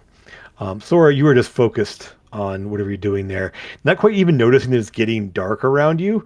You just kind of keep doing this, and like even to the point where you're at probably at some point just kind of running through some of the drills with your eyes closed, and so you don't even notice it's getting dark. Amethyst, you find yourself just sort of like watching people and kind of looking around and just kind of lost in thought. Lucas, kind of the same thing. You have, for the first time now, um, having your essentially not new instrument, but now it's kind of picking out a tune on the lyre there. And the one thing that's interesting about this now is that as you do, there's sort of almost like a low thud of a drum that you can kind of like tap on the frame of the lyre and set up a rhythm that'll continue as you play. And so you're almost like setting up a drum machine, for lack of a better like a better way to work out there. So essentially, are able to play 2 instruments at once. Now that the enchantment has been transferred, as it has been. But Grim, you had positioned yourself up at the front of the ship there, kind of looking straight ahead there. And as it starts to get darker there, you see something a little strange. It's like you just happen to catch something. It wasn't so much that like you spotted anything. It was just a flash of movement of something down below the ship, like kind of down, not below the ship, but down below the level of the ship, I should say. And you kind of track down there, kind of losing it, like looking around, seeing what's there. And it's just sort of like you don't spot any more. It was sort of a quick flash of movement. I'll say something to Eyes as I'm looking. I said I thought I saw something. I thought I said something too. Let me see. Let's see. Well, he does. I lost it. It was almost. It was there and gone almost immediately. Um, I don't know exactly what we're looking for, but I will enhance our sensors, so I can see more around us. And so he kind of pauses a moment there, and you see he'll be up on the deck as well here. I'm gonna move him up there as he. Sorry, my map is going all wonky at me here.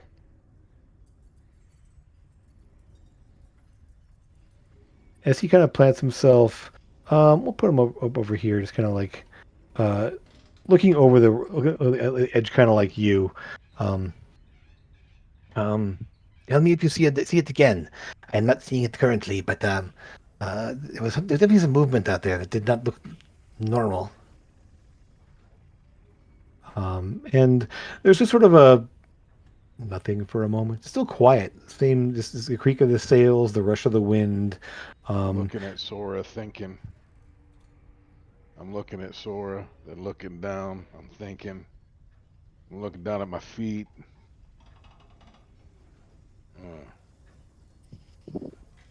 Okay. I'm gonna tie that rope at my feet around me. Okay. I'm gonna pull a He's Sora. okay. Um, How high are we? about 1,000 feet up. Okay, so I don't have to worry about bouncing off the top of the trees or something. No, it's mostly plains down below you there. You can kind of see the river ways. Well, at this point, it's getting too dark to see the ground now. It's just essentially But I can as the see light around is. the ship, right? Are you 6 feet. mentioning this to anybody else before you leap off the ship in the dark? Nope, he's pulling a sword. Okay, all What he right. said. Uh-huh. Okay. As you sort of like pull the rope around your waist a little bit, um, Eisner's just sort of I think I see. Yes, wait, hold on. Um, before you do anything else too drastic there, um, and I'll track um, where he's looking. he's like he points to a ways off this direction up here. That way, see, and you kind of look through there and give me a perception check to see. You see shape in the darkness there. Give me a perception check for the details. And yes, you guys do hear him talk there, so you can actually see. So those of you on deck can hear the fact that these two are talking about something being off the port deck. Um, it looks flying persons, multiple persons. And there's like a few shapes, like you can barely distinguish the fact there's like a couple like shapes flying in the sky. Looks like there, and then while you watch, they sort of split apart, Into like a like battle mul- formation type thing? more like Like a one. cavalry? No, there aren't that many. Essentially, it's like there's a few shapes there, and you see a few of them fly off in different directions, and sort of leaving one sort of like at that point, just sort of like by itself, just a shadowy figure, just sort of hovering there as the ship is kind of moving up, still moving forward at a pretty good speed. Okay, Um, I dropped the rope so I don't tie myself off now, and then I'll bring everybody's attention up. He okay, says it looks like they're taking attack formations. okay. Um, hearing this, what you want to do? It is dark. I will point this out here, as there is no real light source on the main deck here. Most everyone up in deck, Manuel probably would be down as it gets dark. He heads down below because he doesn't have night vision, so he can't do I much on the will deck. I'll tell activate. Ears to get everybody and the crew off the deck, and go and alert the captain and the pilot what's happening. Okay. Sure, what do you want to do? Activate dancing lights. Okay, so some lights you kind of put up around the ship there. So the ship Mhm. deck itself is now probably somewhat well lit. I mean, they're going to spread them out, and it gives some little pockets of light around the ship there. So I'll you can ask see. her. I says, can you make them bright up instead of us bright up? Because now they can see us better than, and we're targets for them. Can you make the dancing lights go around them or no? That's too far away. Too far away. Okay. Well, But you know, that's not how if the they spell come works. to, and if they come to me, I could just smash them with my hammer. Okay. So Amethyst, you're kind of you letting the captain know. How about Sutara and Lucas? What are you guys doing? How far away were they? A ways, probably a good like a couple, Okay. 100 to 200 yards off the map this direction. Yeah, it's not on the map yet. Out of bow range. Uh, yeah, I think so. You need a major longbow to reach that far, and they haven't done anything yet. They're just. I mean, Do we all have dark vision? Yes, I I do. So but that's actually out of my dark range. Yeah, so range. you see a shadowy shape off in the distance there as the light is going down. It's not quite totally black yet, but like I said, you spotted enough to be able to see a shape in that direction, and Eisner confirmed it. You can sort of see a shadow off in the distance there. It's just in the very at this point the sun is down below the horizon, but it's just sort of that little like line of light along the edge behind you there that just barely make the shadows visible off on the side. So yeah, so like I said, you kind of see where everyone's looking. You can't specifically see what's going on out there. But Lucas and Sutara, what do you want to prepare? Anything you want to prepare or do anything else? I'm going.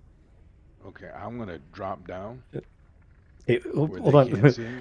Hold on. Sutara, Lucas, so get them first here. So go ahead, I'll head Sutara. to where the captain is. Okay. All right. So you're up there. Captain's as Amethyst, you tell the captain about what's going on up there, or you do it telepathically. What do you want to do? Yeah, well, I told eyes and ears to get all of the crew off the deck and tell the captain and the pilot. But I wanted eyes and ears to do it, so I wasn't planning on moving. Okay, fine. I'll put you back where you were. It's fine. I think you were right there. Okay, yeah. Okay. Okay. Captain, I mean, so Eisner's, you hear him tell the captain as he plays below decks there. The captain's just like, okay, well, I mean, he's like, I will stay with Ale. You have to play the ship. So he will kind of take a position next to her, making sure. I'll obviously activate my Shield of Faith. Okay. And Right. Sutara, as everyone's kind of moving around here, what are you doing? I will go ahead and wild shape into a space eel. Okay. Into a what? Space So, A space eel. yes. So effectively, you see shift into a sort of floating. Yes, there was a picture there. I will have your pictures available to you, your tokens available to you next time. Unfortunately, didn't have time to get them all done here. So it is a very long, elongated, spiky-looking eel-like shape there with too many eyes and lots of teeth. And so kind of floating in space there, kind of in the space where Sutara was. And I'm just going to put a little mark in here to indicate that you are currently in wild shape. Let me just make sure I can. So when she was asked, "Can you fly?" and she said no. Not exactly true. Oh, I mean, she can't. The form she takes on. Oh my gosh, the only animal is really that. Fine. Okay, there you go. You're in wild shape. Little snail. It somewhat works. So you see, so Sutara changes that, and Grimbar. So as people are moving around behind you, doing what they're doing here, what do you want? You want to drop down below? What I was gonna do is, how high is the gun rail there? They're about 3.5 feet tall. So you can just kind of duck down there on the edge of it. I'm gonna duck down. I'm gonna look at Amethyst. I'm gonna let her know that all right. I'll open my allow her access, and then I'm gonna activate my ring, and I'm gonna go invisible. Oh, your coin, cool. Yeah, or Right. excuse me, my coin. I'm gonna activate my coin and go invisible. I was just thinking, would I have the chance to cast a spell at that while he's still visible? Effectively, as he's sort of like, yeah, you can cast it as he's doing that. Yes, go ahead. I'm thinking telepathic bond so that we can keep in touch with one another. Sure. Yep. I'll quickly let Sutara know that that's what it is. It's just a way of keeping an eye on one another. So Sutara, you can now think to 4 other people, and they can think to you. Welcome to my. Yep. And even though you're in eel shape, you can still think as yourself, so that's fine. Grimbar is thinking he wants sushi for dinner. Wow. And with that, as you sort of get all your preparations set up there, eyes and ears Amethyst. Actually, you hear him kind of call out there. There are, um, actually, well, there are 3 people down below the ship. A ways down below the ship. It is a matter of they're flying there. I don't know. And as you are sort of all kind of prepping and looking around here, uh, Amethyst, Thora, yeah, just on the edge of the light that giving off by your dancing lights and everything else that, and just by on the edge of your vision, essentially, you will see a figure sort of hover into place. Why did that not come through with a picture? Come on now. I know you have a token, don't you? I didn't put the token on there. Sorry. Hey, that token didn't come through. One moment while I put the token on the map. Didn't get saved. So 1 sec. A couple more clicks. There we go.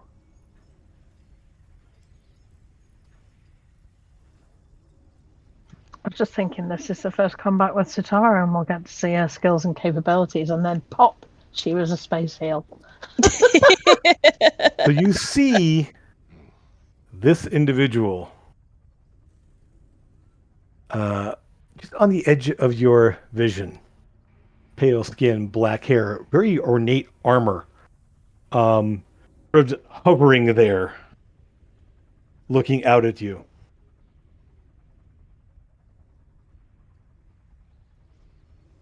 One second here. Let me just fix one thing. I like him.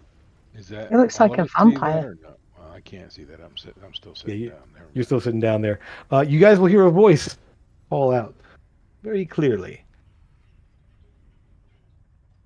We must talk. I have been looking for you. Please. Let us have a conversation before I decide which of you dies. Let's have a conversation. And Eisner's like, the three on the below are just waiting. They're just down there. Don't know what's happening. You are the ones who killed my daughter. I didn't think it was possible for vampires to reproduce. Well, they can when they're still not vampires, and then be turned into vampires, I think. Well, that's kind of cruel, don't you think? Why would you do that? Is this the one that bit your boobs? Is that her dad? I think it might be the girl who bit my boobs. Did she bite me? In the boob? Specifically? You are very comical, I see. I have no idea what your encounter was with her. Oh, I call her my daughter because I was the one who gave her life. I gave her the form that she used in this world. It's not him to thank for that. We can have a conversation.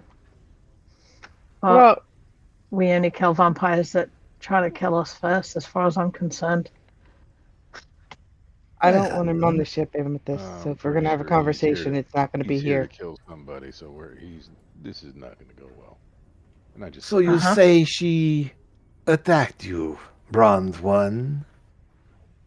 Yeah. Bronze one. Wow. And so... Because I'm bronze. Mm-hmm. And so... You were the ones who saw her in her final moments. Is that right? Yeah. Yep. Well, in that case... I must take yours. And with that, we're going to roll for initiative. So I don't think we're going to be talking to him, Amethyst. He said he wanted to talk.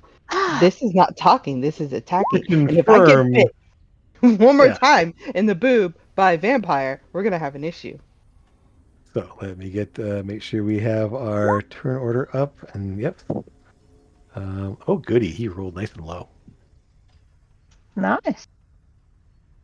So he says that obviously, but you guys can react obviously before anything happens there. Um, and let me 1 sec here. I need to put in the. There we go.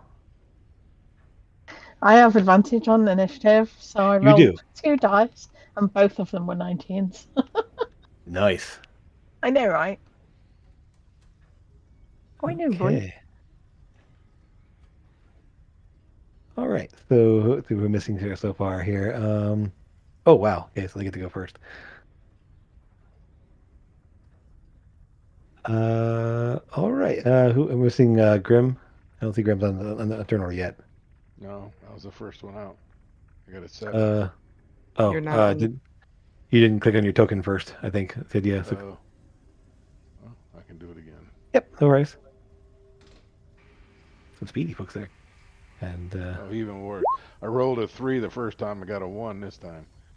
okay. Well, I'm over you to either. You're in the same position either way, so don't worry about Yeah. it.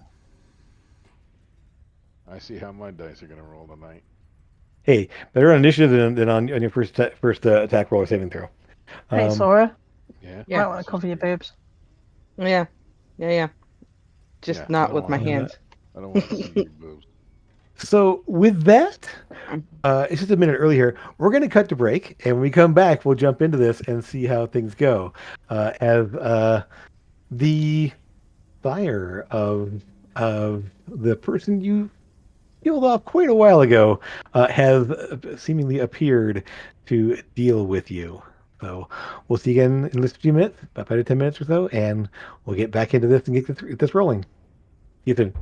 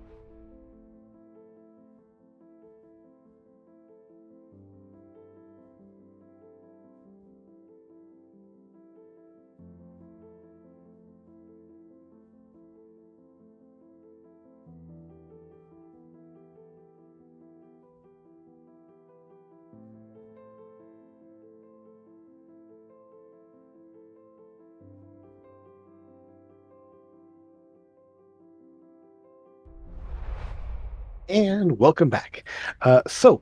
We have A vampire has made his appearance, and um, I mean, he couldn't. He screams vampire. I mean, he's got the red glowing eyes. He's got the pale skin, the black hair. You couldn't. I mean, the last vampire you met didn't look quite like this. But this guy. One thing you also catch as he's on the very edge of your dark vision, is that you will see he has very obviously pointed ears. And elven features. So it's a little bit different what you've seen before. But as that's not what I wanted at all. Hold on, sorry. That is the wrong music. Where is it? That's the one. Okay.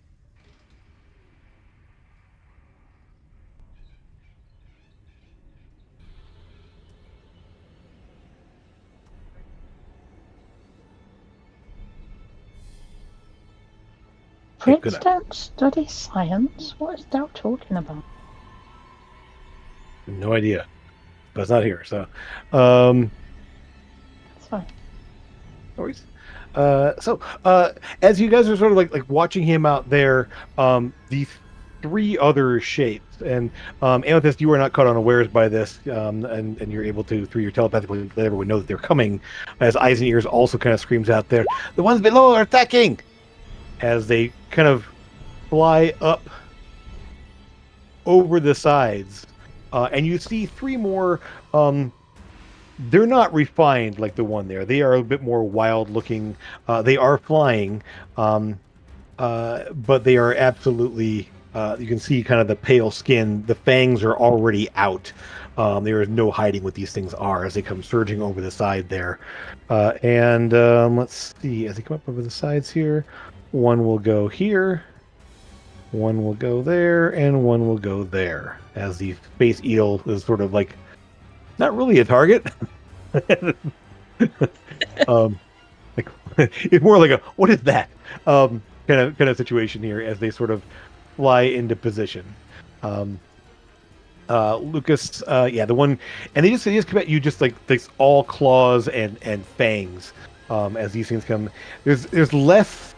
They're not unintelligent. They just look less intelligent than the main one there you saw. They remind you a little bit of the newly turned vampires you guys fought in below Mournhold Tower, where you met Carlea initially. And so these things come rushing in. Lucas, it will wipe its claws at you, trying to slash at you. So Lucas, 23 will hit for 7 slashing. And 19, does that hit you? Yes. Okay, so 9 slashing. So 16. The ones over here, Sora, that these two, they're kind of like rushing in at you. Obviously, sort of the larger of the targets there. And they'll go ahead and try to claw at you. First one clawing twice for a 10 and a 22. Does that 22 hit? The 22 will hit. Will slash you for 6 slashing. Not a lot. And then the second one will swipe its claws 24, 7 slashing. Mm-hmm. And 15 does not hit. Mm-mm. So you're just all claws, and they're just like all just like raking their claws at you at this point, just all hissing, and they're not speaking. They're just as they're just like this just all hunger and anger. Sutara, you see these flying, pale skinned, clawed, fanged things come rushing, like flying up over the sides there. Clawing at Sora. I'm gonna move over next to Sora and attack the one standing in front of her. Okay. Space Eel, hi. Bite 10 does not hit.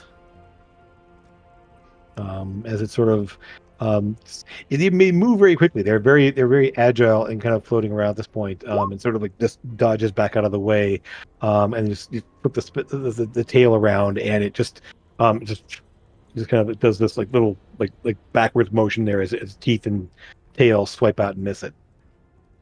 Anything else you want to do as a bonus action? Nope. Okay, Amethyst.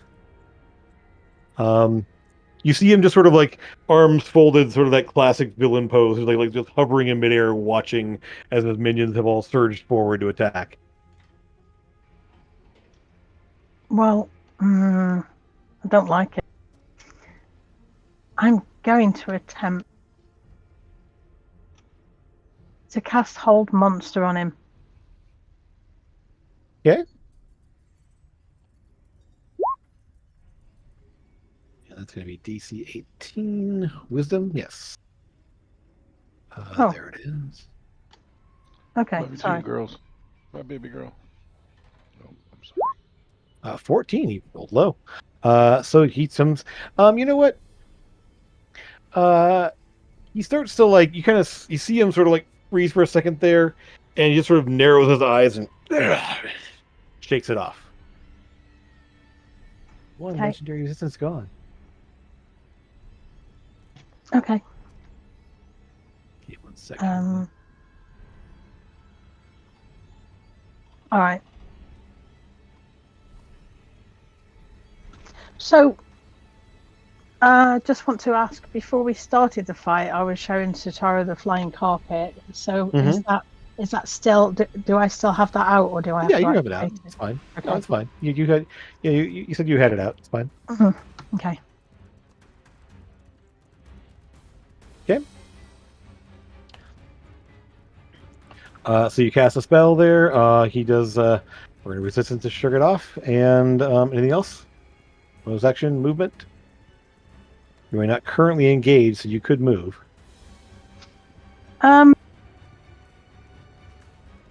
See, I have telekinetic shove as a bonus action, but that's from Mage Hand, isn't it? So I can't do that, can I? After casting a spell. No, I think. No, you have Mage Hand. Telekinetic shove is a separate thing. It's like you can use your telekinetic ability as either Mage Hand or a shove. Okay. Yeah, so you can just do it, as far as I'm aware. Let me just double checking that real quick here. As I look at that telekinetic as a bonus action, you can try. Yeah, you just shove it there. You have Mage Hand, and you can do this other thing as well. So it's not either or. So yes, you could shove it back. Okay, so it's gonna be strength save DC. What's your DC on that one? 17 for you? No, 18. Okay. On which one? Left or right? That one. Okay. Oh no, right. the one on the right. Okay. Sorry. All right, no worries. Go ahead and let's see, make that save. Strength save. 23 makes it. Okay, so you said it stands firm. Yeah, you feel it. You kind of like push on it, and it just sort of like rolls with it as it sort of like just kind of. You do shove on it, but as it does sort of thing where it kind of like rolls with the impact of your telekinetic shove and stays in place. Okay. Okay. Lucas, you're up.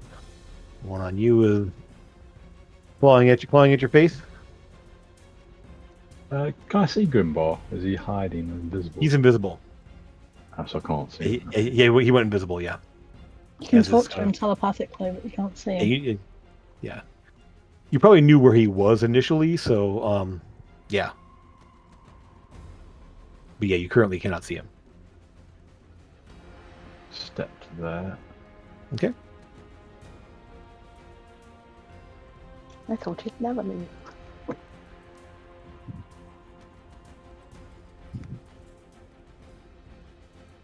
Casting. Ooh, okay. Let's see. So on yourself or who? On who? It's at 6th level, so 4 of us that I can see. Oh wow. Okay. Excellent. Everyone except Grimbar, because I can't see him, unfortunately. Okay. So I'm gonna put. Let's see what's the fortress there. What's a good one to go for that? Let's go for that. Put that on all for you. Oh, and Amethyst, you also have your shield up, don't you? My yeah, Yep. Okay. the Shield of Faith. Yep. Okay, so you all have Intellect Fortress. So don't forget that while this is up there, you have resistance against resistance against psychic damage and advantage on intelligence, wisdom, and charisma saving throws. So don't forget that. And you are currently concentrating, so I'll mark that as a yellow dot on you. Okay. Bonus, I'll give Bardic Inspiration to Sora. Excellent. Boom. Sora, you are inspired. And with that, then, Sora, you're up. Vampires are in your face. Lucas has cast a spell to bolster your mind, and you've been inspired, and you're ready to rock.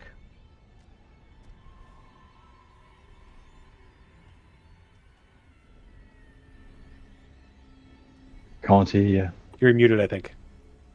Thank you guys. Because I have this harpies ladies hanging all around me, I'm just gonna kill them first. Okay. Cloud Strike. Okay.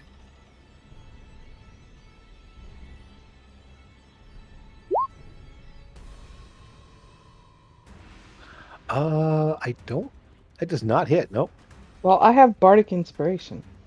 You can roll your inspiration when I hit that. Go for it. Mm-hmm. Is it D10 now, right? Yeah. Yep. Don't roll 1. I rolled a 5. You're fine. 18. Yep. Okay. So that will be 12, 13 damage. Excellent. And then I get to hit again because funness. Yep.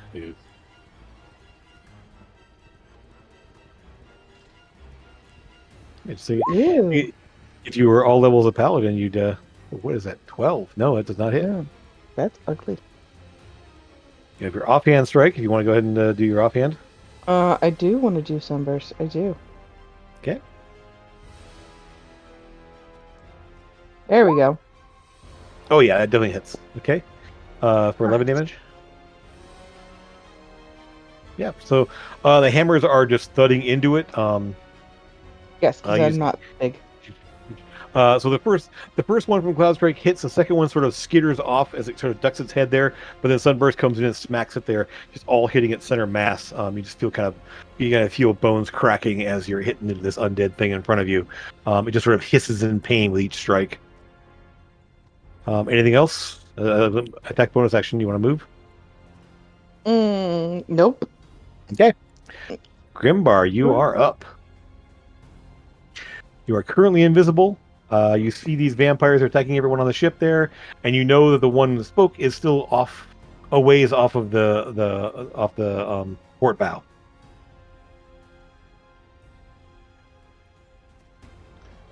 Tossed. Should I wait for the big guy, or should I just take out the guy? Using the boots of striding and leaping, I can get to this one pretty. Oh yeah, easily, yeah.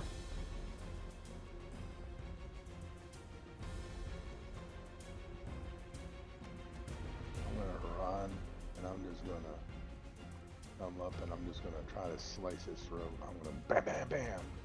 Okay. So with your daggers. Yes. Okay. Let's go ahead and pull this. You pull the songbirds as you move there. You definitely have advantage on your first attack because you are invisible.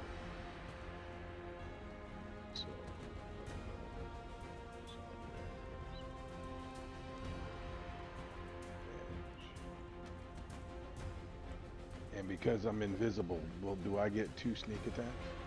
No, you only get 1 sneak attack per round, but you have advantage on the first strike because he does not know you're there. You then become visible, so after your first hit. Wow, I rolled a 1 The- and a 2. Oh my with gosh. advantage. Okay then. So, uh, even with technically overwhelming the guy, you don't quite hit. So No. effectively, the strike comes out there, and you go to slice into it. The second your blade starts to hit hit the flesh, it just flinches automatically back from it. There, as you become visible, it sort of looks down at you, hisses, but you still have your offhand attack if you want to get attack for your offhand attack. So you have a blade in each hand. That one is no longer is advantage, but you still get sneak attack. Yeah, because you have an ally in melee. That's gonna hurt. That's a crit. Oh wow. Okay, yeah. So, yes, it's gonna be crit and sneak attack. So basically, this is gonna be a lot. So just roll double the dice. I believe. Let's see. That's Now I that's gotta do. Why didn't it? See, sometimes it rolls. yeah. So now you should find the sneak in your actions. There's a way to roll that and double it up. See, it says flat roll, but it doesn't say sneak when it does damage. It just Yeah, I says don't know why it did that. I don't know. Can you right click on the sneak attack and make it crit? Well, I'll just do what it's 12d6 now, right? Yeah, it is. Is it 12 or 10?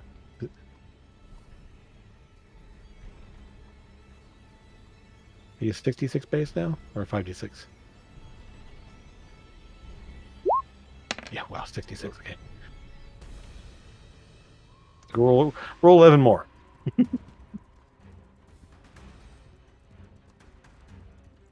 God. Okay, now I can't get it to do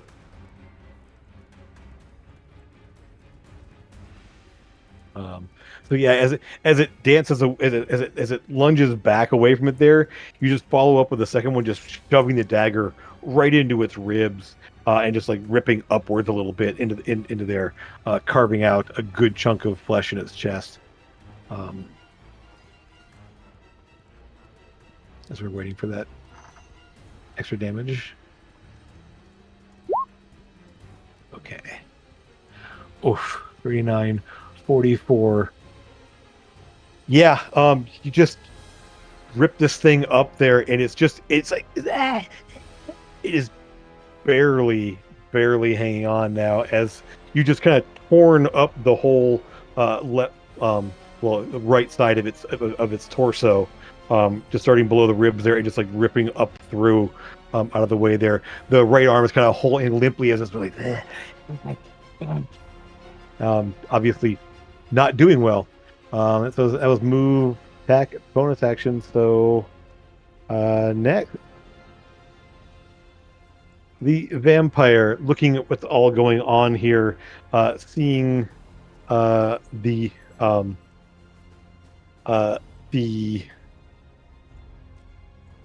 fate of its minions. Yeah, let's see. It's just gonna go. He's just gonna go ahead and.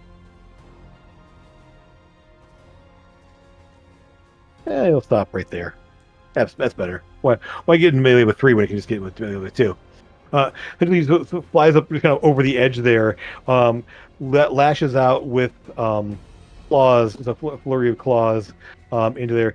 And his hands, you can see as he moves forward there, his hands actually are these long black fingernails that stick out a good like couple of inches from its hands, and his fingers are also elongated and much more than normal for a typical mortal being. His eyes flaring bright red, and he's just like, I'm to enact some payment, as he will lash out at you guys. We'll go with first one on Grimbar. Okay, Grim. That's hold gonna... on. Yeah, I know. So Sora has this cloud rune now attached to her weapon, and she is going to make him attack a different person. Okay. So it's going to be Amethyst. Wait. No, then. me then. Oh wait, he Thanks. moved. No, hold on. He moved. My screen just adjusted. I apologize. I'm not going to do that. Okay. I was going to say, it's like, it's either Grim or Amethyst. So, No, I okay. did I not see do where the I stand adjustment. in the pecking order. You should. Yeah. It's not a tremendously bad crit, but it is a total of, what is that? 16 damage as he splashes you across. He's kind of actually it kind of catches along the side of your head, slashing a good gash on the side of your head there. He will then follow up with another strike on you, Grim, hitting you for 15 more on the, and then one at Amethyst. As he has one on your side, 24 for 11 slashing. Actually, 7 slashing for necrotic.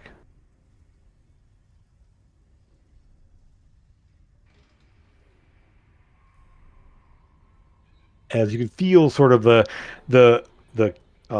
this dark energy pulsing through the claws as he rips through your flesh. So I had 16 and 15, right? Yep. So yeah, total 31.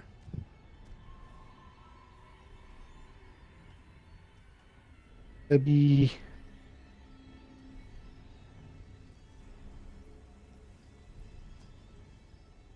Amethyst, you don't have any melee weapons out, so sure. He's gonna finish his move.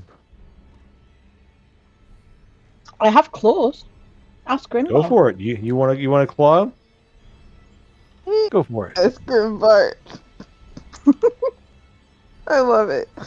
So he shifts over to there, and so this you can see he sort of slashes you and then just sort of like backs away, moving over to Grimbar here. I don't have Warcast. I thought I did. Weird. Okay.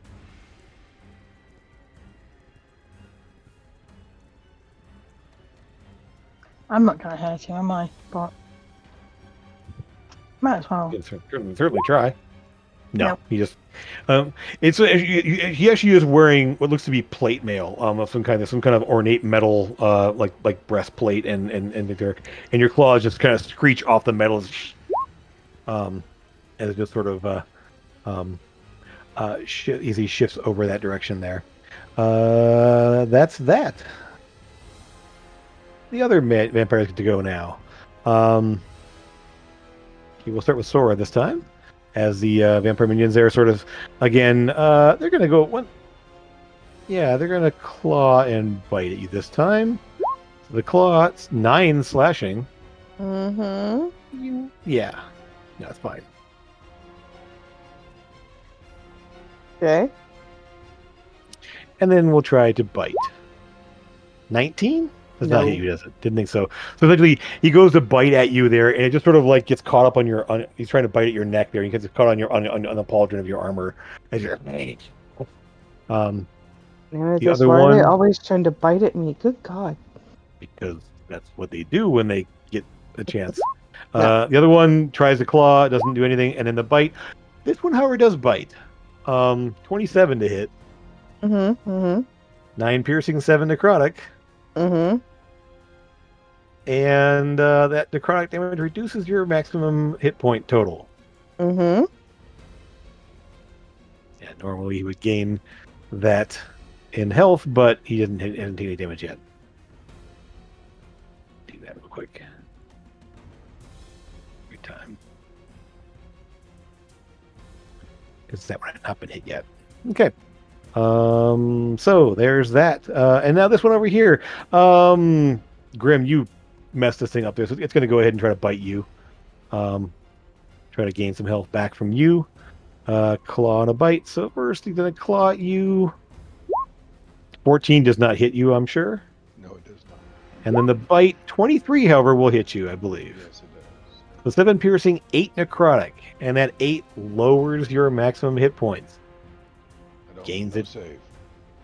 Nope. Mm-mm. It just that's if their bite hits, they drain some blood from you.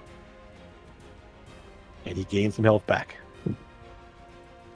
And you see sort of the blood sort of like, it's sort of like almost a combination of like the blood dripping from its fangs there.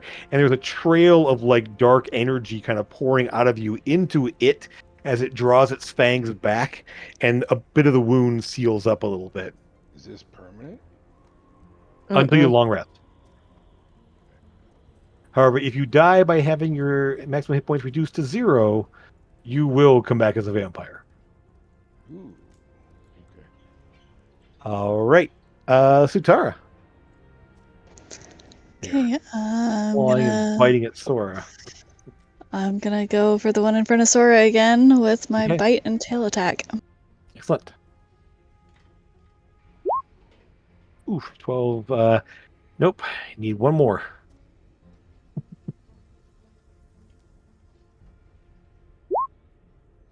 That will hit, however. Okay, so, and what's the save for?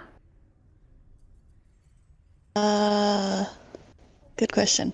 Let me see if I've got it here. Let me see. Space Heal, what is that? Or be poisoned for 1 minute. It's immune to poison. Okay, he cannot be poisoned. We'll take some damage, though. Yeah, the poison doesn't seem to have any effect on it.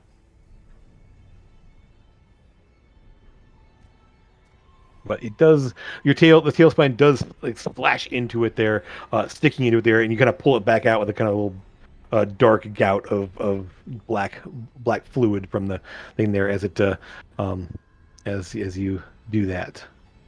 Anything else? Nope. Okay. Amethyst. Oh wait, actually before that, may as well. Yeah, he's going to do that real quick there. The vampire here will use legendary actions to do something rather annoying.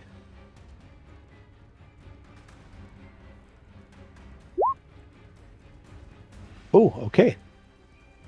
Dark energy flows out from him, healing his ally.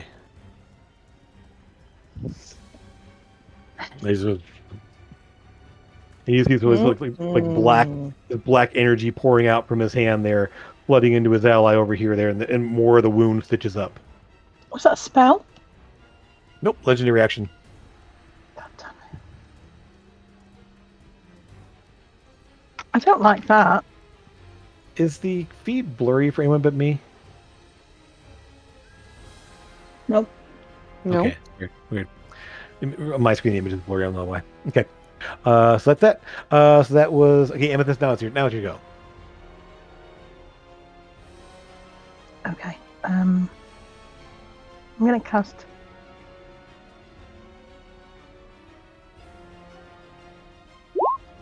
Distant Whispers on him Okay.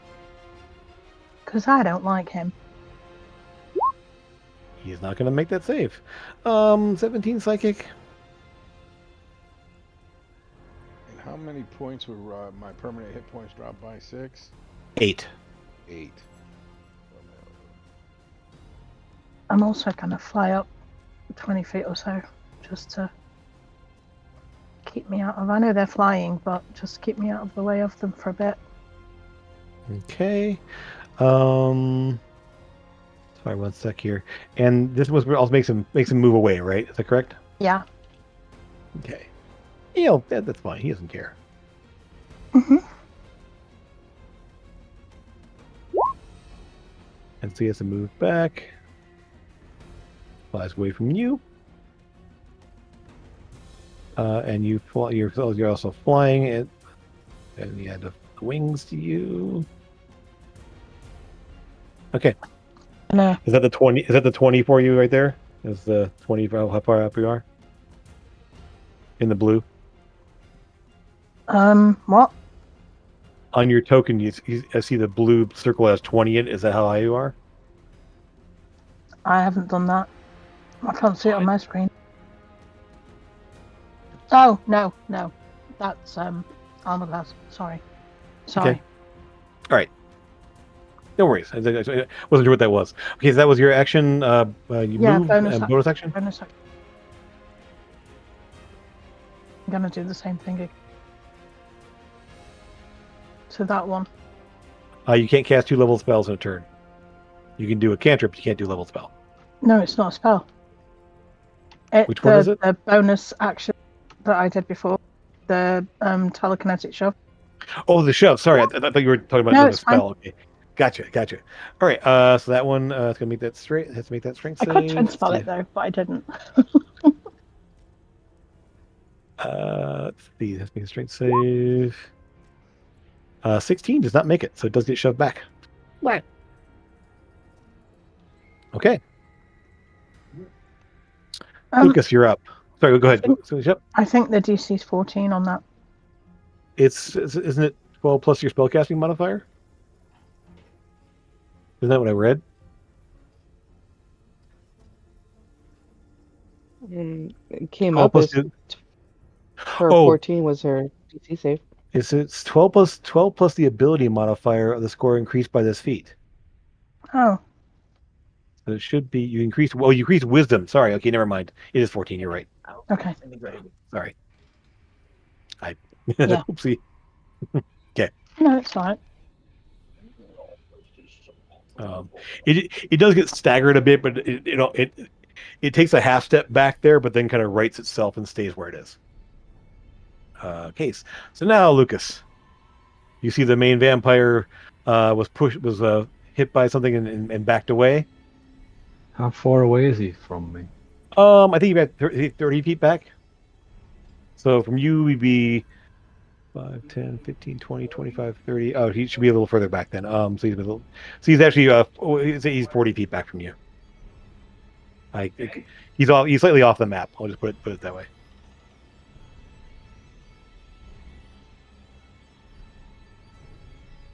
The measurement won't do exactly. So he got pushed off the map. Uh-huh. So 40 feet currently. Lucas. Yeah.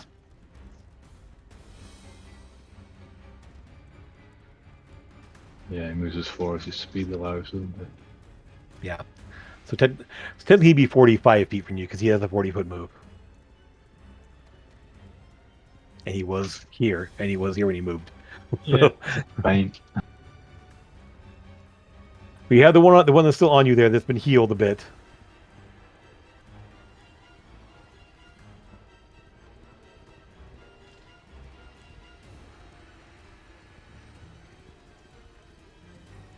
Bet, Jim, that was 22 health you did.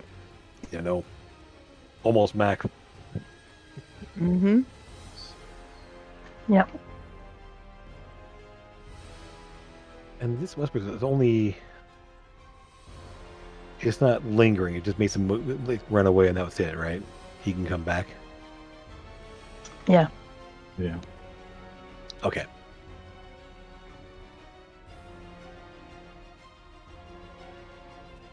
I'll cast it. I was hoping to get him in this, but I'll cast it anyway. Okay.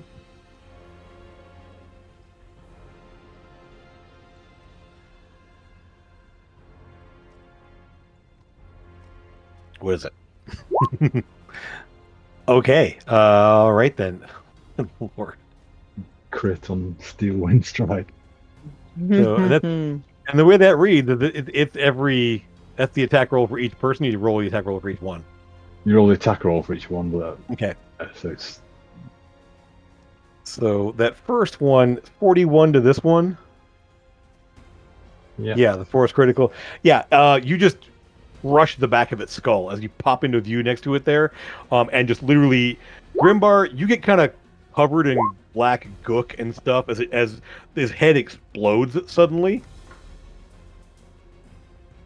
So this one is boom, and then this one 26 does both hit, so 30 on each. Is it 30 on each one? Yeah, 30 on each one. Yeah. Sora, this one also, you see Lucas's glowing fist kind of like punch through the center of its chest, as this one then drops as well. And this one is hurt. This one is hurt. He's still up because he's still intact. He had been hit earlier, so yeah, this one is hurt. And where are you gonna end up? Back where you started, or?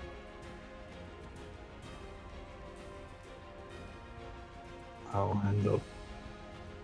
Adjacent to one of them. That's how. There, Okay. yeah. Okay. All right. So Lucas ends up back over there. Okay. And anything else in the bonus section? Bardic inspiration to Grimbar. Cool. Oh, and sorry you used yours. That's right. Never mind. Go on. Okay. What does Bardic Inspiration do? You can use it as a D10 added to any attack or ability check Okay. or saving throw, right? Or save, yeah. Ability Yeah. check, attack, or Yeah, save. any D20 check. Yep. Okay. Anything else? That's you. Sora, you're up. So, yeah, Lucas just All right. punched his way through a couple people and Nice one, Lucas. Is that a new spell? And I guess I'll just continue Nope. He's used it loads of times. punch this lady. I just wasn't paying attention. Cloud strike. Nice. oof. So no Giant's Bite. You click No. off Giant's Bite. You're not. Yeah, click it I off. don't know how to click it on or off, Jim. I'm sorry. Isn't it on your damage modifier? Oh no, never mind. It's this is beyond. You can't do it there. Okay, never mind. Yep. So it's going to be 11. Gotcha.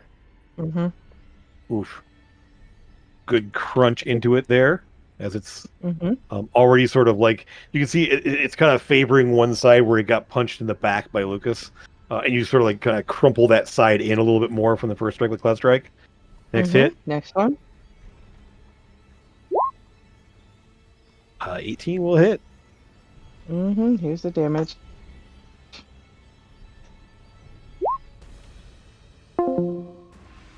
Just the normal. It says 25. No, it 'Cause definitely it's added adding giant giant. 12. Yeah, so Dang it. Doesn't matter how I roll it. It's 19 then. So Mhm. minus 6. Okay, so you had 19. Still enough there. You sort of like one strike with Cloud right there. You kind of bring it around for a second one and just crush. The like essentially you just crush the inside hit like just on the other the opposite side of its chest there, caving it in, and it just crumples to the deck below you there. Very nice. Now, Yes. with my offhand, I'm going to throw it and make it explode. Sure. Okay, so if it hits it, it explodes, right? That's how it reads. Yep, that's yep. So, what's the is it what's the range on it? Is it 120 feet. not so? Yeah. So you launch I the did hammer that out right. at him. I am. 24 hits. Okay, so now roll. Is it 66? What is it? I had it up and it disappeared. It is 66. Yes. Okay, so He You gets hit a the damage. dexterity save. okay, He gets a dexterity save. he's good. Okay. So it's fire. 7, 19. Okay, he kind of like gets hit by it and looks unimpressed. He's kind of like staring at you. Then they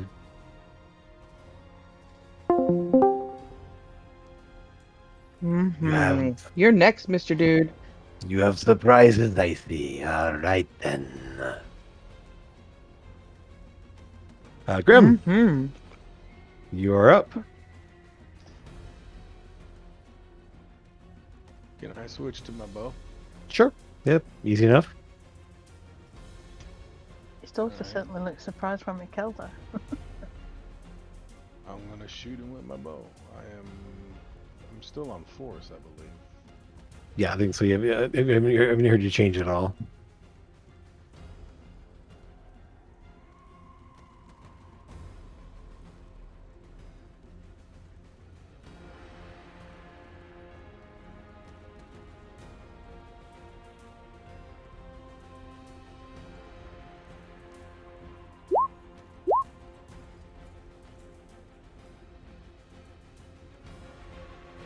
.23 will hit. No sneak attack though. just straight Okay, damage. that's what it is. The bow had. Excuse me. The bow has it on there. That's weird. It's going to be 9 damage though. Okay.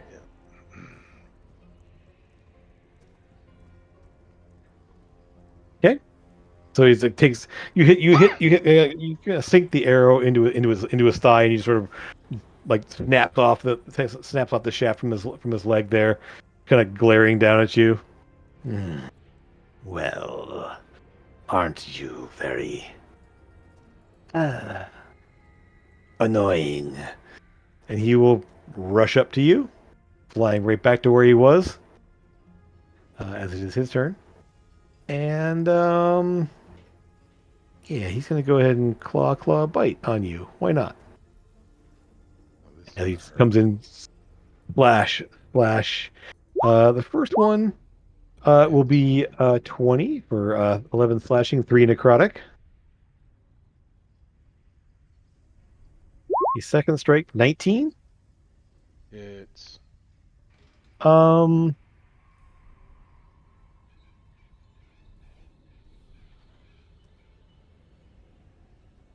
and then he's going to go ahead, and he is going to forgo that second damage there, as he just grabs you instead and holds you in a grip, an iron-like grip, grapples you, and then goes in for the bite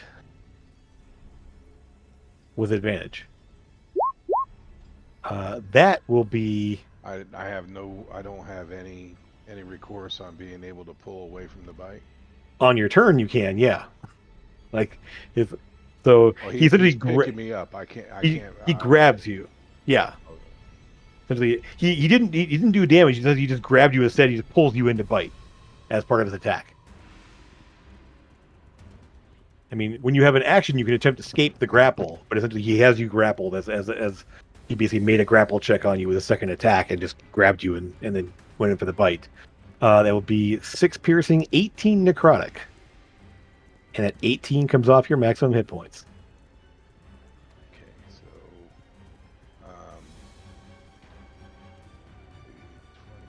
Oh my god.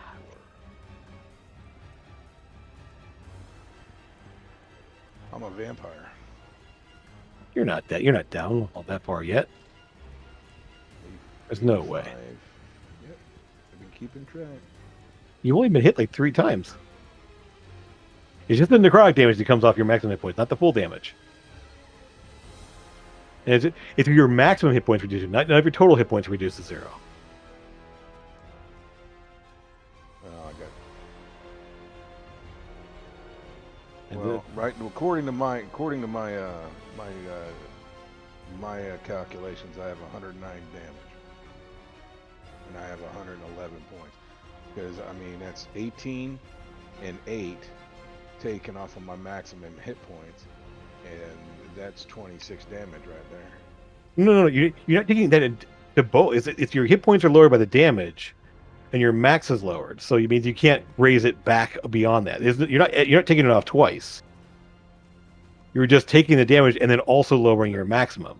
Oh, okay. Well, I was taking it off twice. Don't take it. Yeah. You haven't, like, you only made it hit that many times. There's no way, and they weren't doing that much damage.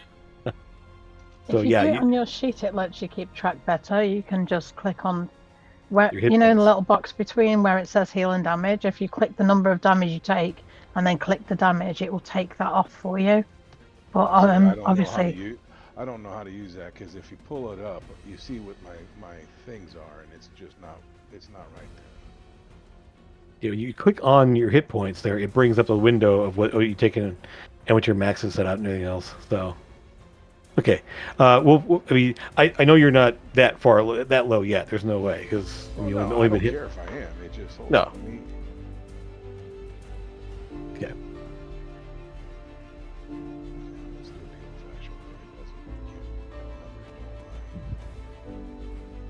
Well, I mean, so let's scroll up the ways here. Sorry, I'll make sure we have this right, because I don't want to.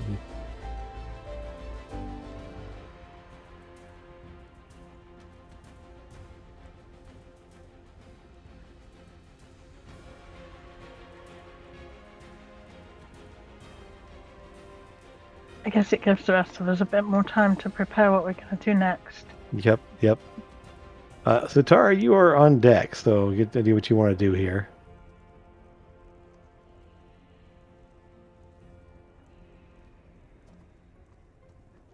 Do we know how many legendary reactions it's used yet? As far as you know, 1. God damn. Okay. Because he didn't burn them on the fireball and the. Uh-huh. Well, he made the fireball one.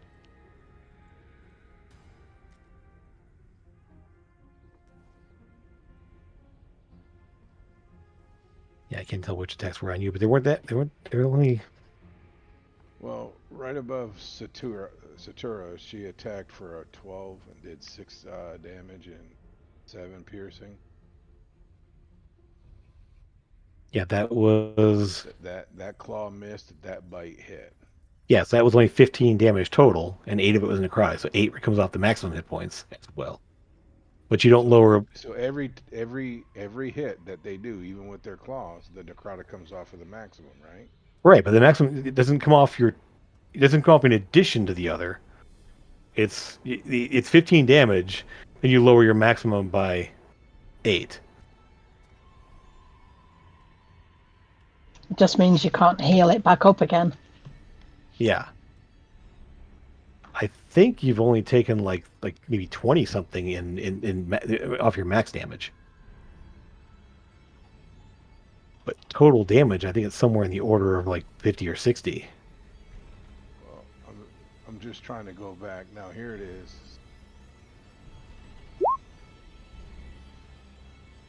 Okay, so it was 31 on the first round of attacks. Looking for vampire. Here it is. So he did 10 and 10 plus 3 slashing plus 2 plus 1 necrotic. That was the 16. So It was the 15 after that. Yeah.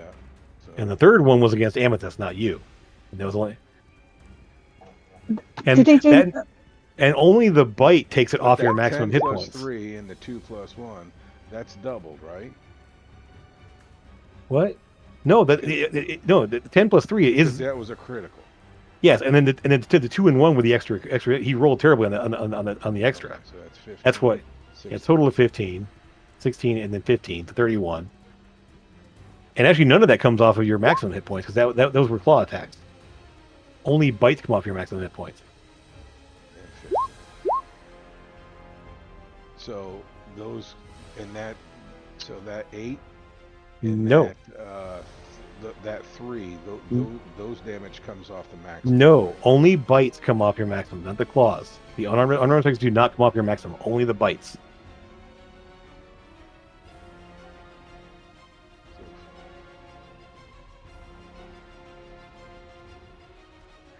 Yeah, I took 7 slashing and 4 necrotic because that 4's supposed to come off my No, max. No. that's necrotic damage. It's extra damage. Okay. The only time it comes off your maximum is when they bite you. They're draining your blood. The claws are just extra damage.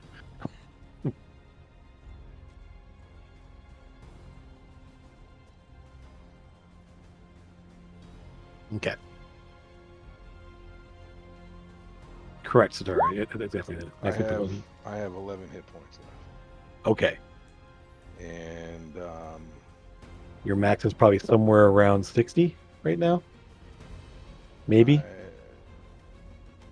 What was that last hit that hit me? 18, and that was a bite.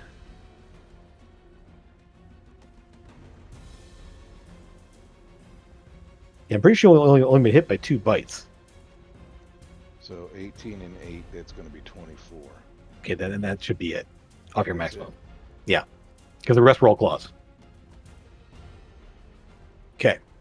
So, Sutara. I misunderstood that. I apologize. No problem. No, it's not. It's the first time you're fighting vampires, and it's not totally clear. But I'll make sure it's clear moving forward. So Sutara. I'm going to use my bonus action to drop my wild shape. Okay. And use my action to... Oh, we've got a freeze. Uh-oh. What? cast Moonbeam on Nice. him. Okay. Maybe.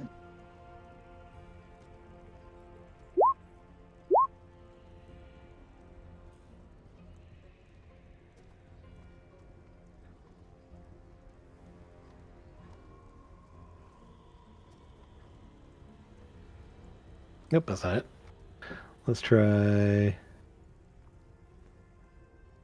We're good. Oh, that's too big. What's the size of the moonbeam? 5-foot radius? I think so, yeah. Yeah, there it is then. Okay, so put that kind of at him. Maybe. Okay. My permanent's down to 87. Okay. All right. So moonbeam, and so that's going to be a save, Constitution save.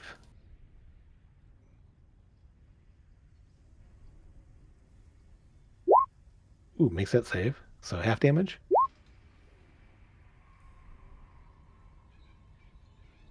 I'm not really happy with the radiant damage though.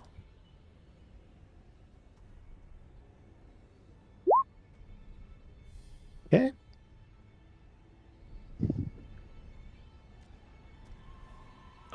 And so you made the save, so the secondary effect. All right. Well, that's rather unpleasant. Anything else? So your bonus action to attack, action to attack. Yep, that's it. And let me go ahead and do on your action, he will move out of the moonbeam. Around the other side of Grim, just kind of rotating Grim around, just still holding on to you, essentially, just kind of as he kind of spins you around, so he's not in the moonbeam anymore. Amethyst, he's still holding Amethyst Grim is in an gonna iron fist.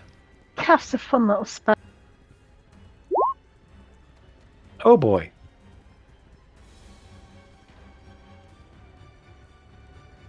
Okay. Yep. You want to cast it there?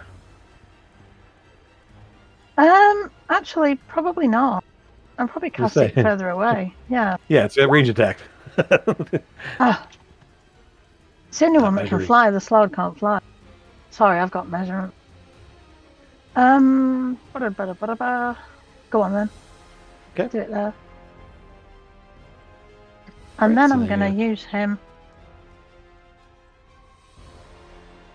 Yeah, blast him. Shoot the dude. Yeah. Cool. 2 eye ray attack. Okay. One called Pew and the other one called Pew. The first Pew misses. The second one does hit. So 14 psychic. Yes. I'm also gonna move over here. Whoa, Oh. you moved them both. Whoa.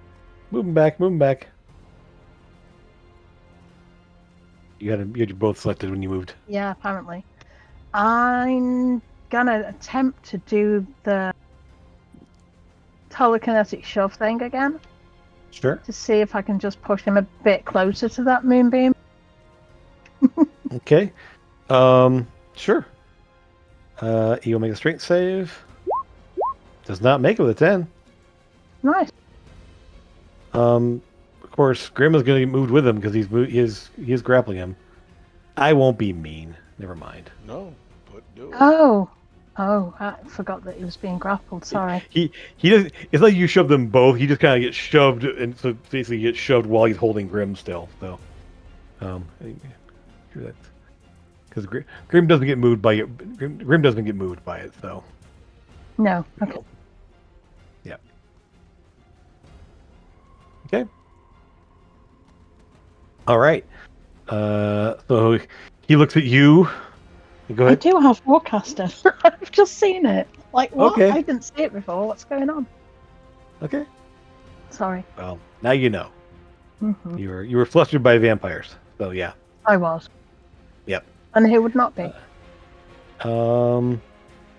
Okay, use one legendary to move. Yep, he can do this. He will, as he's holding you, he'll just like, it is not time yet. And he reaches down, and the dark energy pours out of him into this guy right here. And he will heal him. Let's see. Can I use woe to reduce whatever his roll is? How does that work? I roll a d6 and it subtracts from a attack roll, saving throw, or ability check. It's not an attack roll. He's just doing he's okay. doing healing. Yeah. I want to check there. Right. So yeah, he just does that as and he will be back up again, but at not very much health.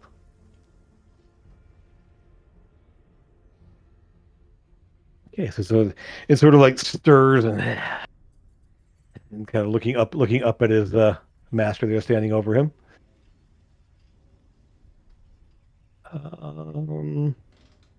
Let's see, that was Amethyst's turn, so now it is Lucas. Lucas, did you see my message?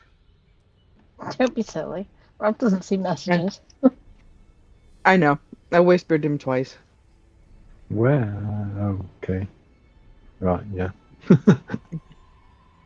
Yeah, when in the chat things roll by and you suddenly can't see it anymore. Yeah, so.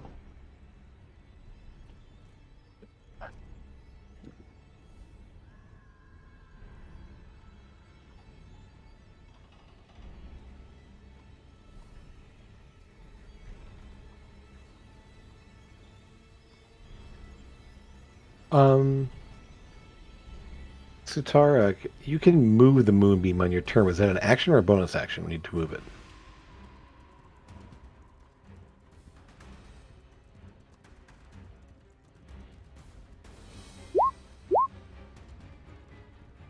She says action. Cool. Okay. Yeah, I think it is. Okay, just making sure. Okay. All right. So, Lucas, what you got going now?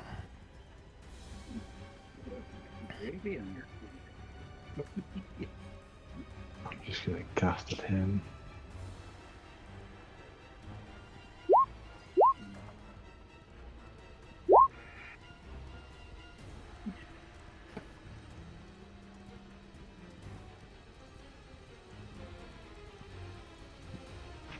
Dissonant whispers him. Okay.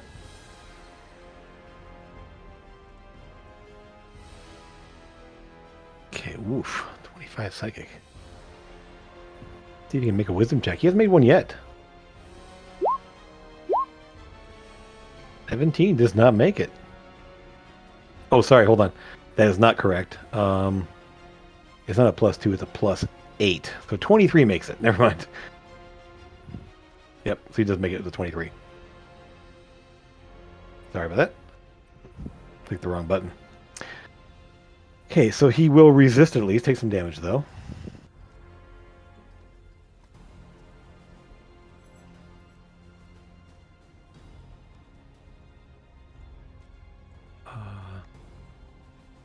He's definitely looking beat up. He's showing some damage on him for sure. Nobody's hit him, have they? Oh God, yeah, he's been blasted a number of times. Yeah. Yeah. Yeah, he's been hit by a lot of spells. Okay. Anything else, Lucas? I give Bardic Inspiration to Sora. Okay. Inspiration to Sora. There you go. Right. Sora, you are up. He's still holding Grim in one hand. Yep. I'm going to touch Grim, and I'm going to give him 45 points of lay on hands. Okay, Grim. Oh, needed. Much needed. Do not say that you won this encounter, dear sir. Okay. When I finish killing him, I will say. Who's saving who right now? Yeah. Uh-huh. So Who's kept him busy? that's an action to do that. I mean, like, But I still Yes, have it my is. bonus action to call back Sunburst because it has fallen to the ground at this point. Sure. He's Back to your hand. Yep. Uh-huh. Yep, and I'm just gonna chill now. Okay. Because that is All my right. action and my bonus action. Well, no, I have action surge. Let's action do? surge. Okay. Now's a good time for that. Excellent. So, Cloud Strike twice. Forget Giant Smite. Yep. 28 definitely hits. That's going to be 18 damage. Oof. Good smack. And then... Ooh, I don't know if that one's going to hit. That one does not hit. Yeah. Oh, The first one's... Oh, you do have Bardic Inspiration again. Go for it. Yep. See if you roll high enough.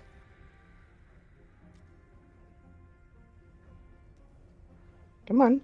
Click on the button. I don't need two of you.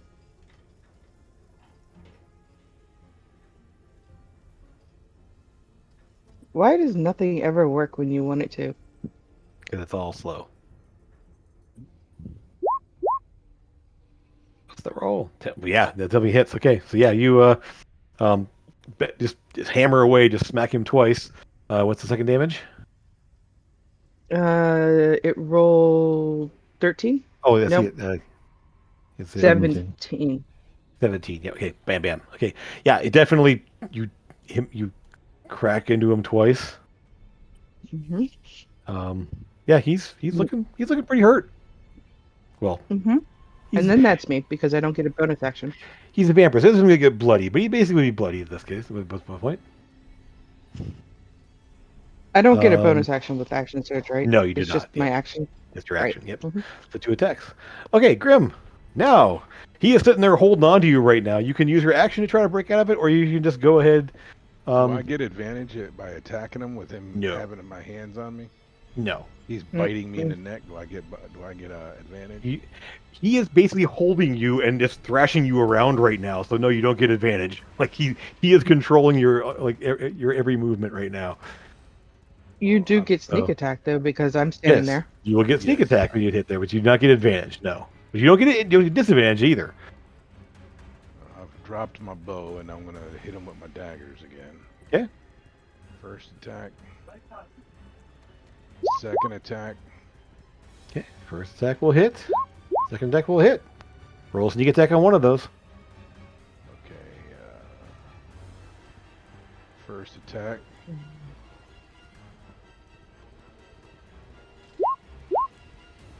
Ooh, nice. And then this sneak attack. It's already added in there. Rolled it. 28. That's the 20 sneak attack there.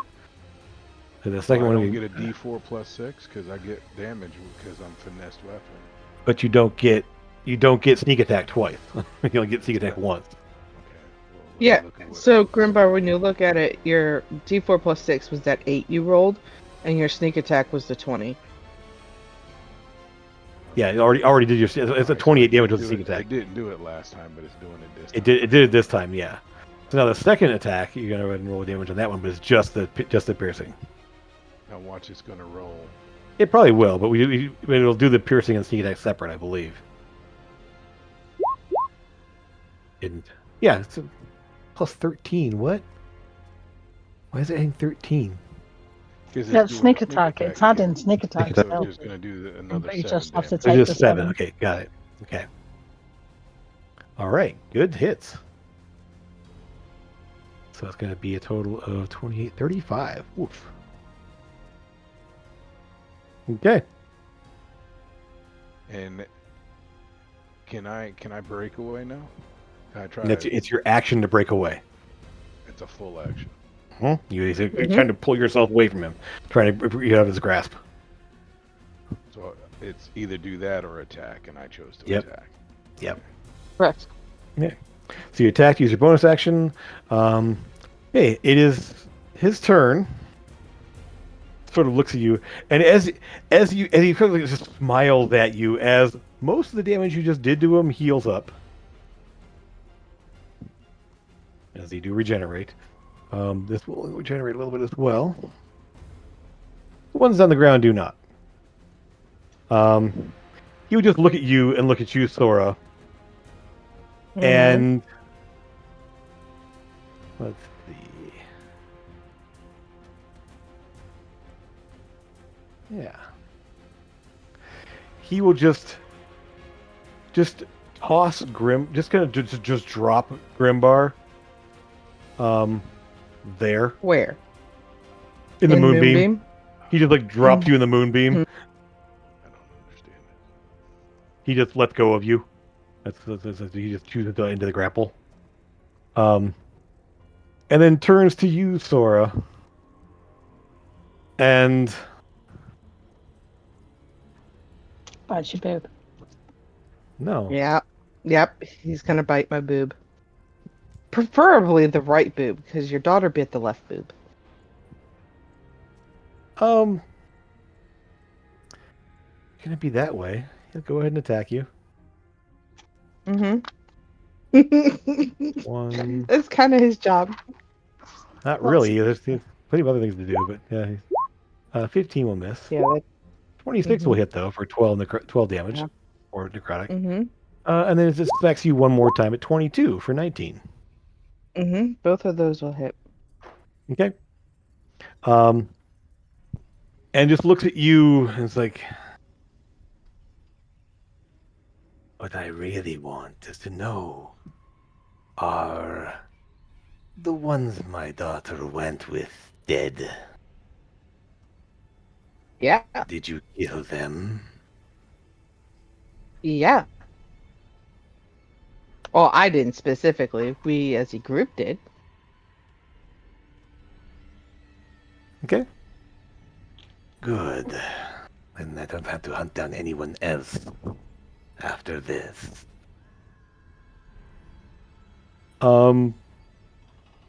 Lucas and Amethyst. Like there's anything after this. I Give know, me, right? give Go on, me, Sam. give me a intelligence check.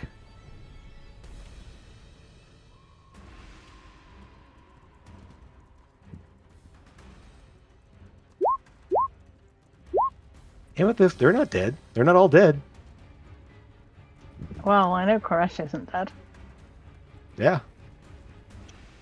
Oh, I didn't answer him. I know. No, I mean- As Sora says that, you're like, wait a minute, they're not all dead. Just so you're aware of this, the fact that he wants them dead, they're not dead. So, Sora, he just sort of, thank you for that information. And then just sort of like pauses for a moment as his minion rushes in to attack you. Mm-hmm. The one that just Wow, let's minions do all the work for him, huh? well, he just hit you. He hit you twice as his action, and now his Yeah, minions yeah, go. yeah. Mm-hmm. Whoops, that's not what I wanted to do. Wrong button. Claw. 18 does not No. hit you anymore. Okay. No, And then claw. Nope. no. Ineffectually claws at you. Okay. Like I said, he makes his minion do all the dirty work, huh? And then he will just sort of, as legendary action, will just back away. No, Sentinel. Does not provoke attack. Doesn't provoke attack. He's not disengaging. He just makes a move. He actually turns partially gaseous and kind of floats back away from you. What about me? I don't get it. I mean, he was holding. Well, no, he dropped me. Yep, he dropped Yeah, you. he threw you. And like I said, this is legendary action. This movement does not provoke attacks. Okay. Essentially, he sort of like essentially, yeah, it's off of his turn here. But when he's like,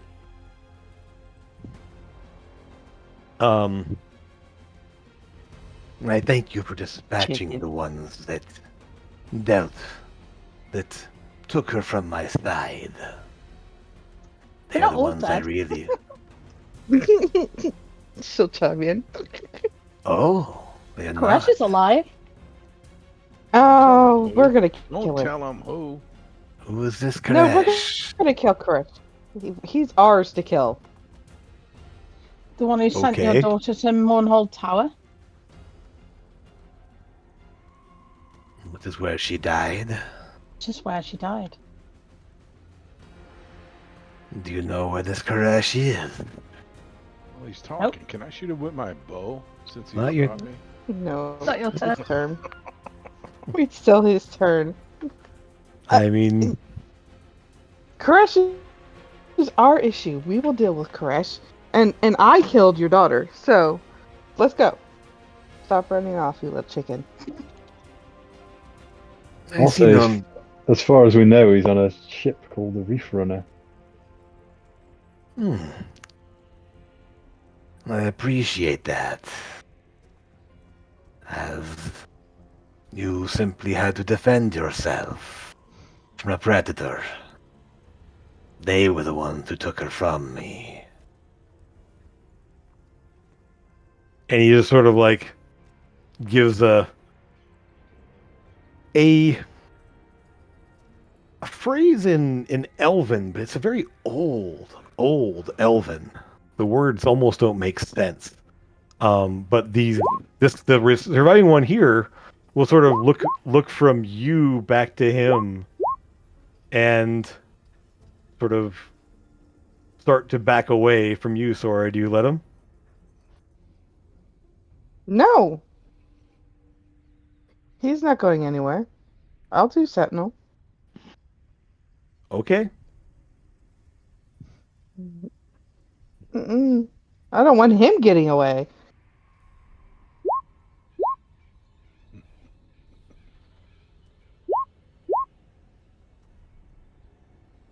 Jim.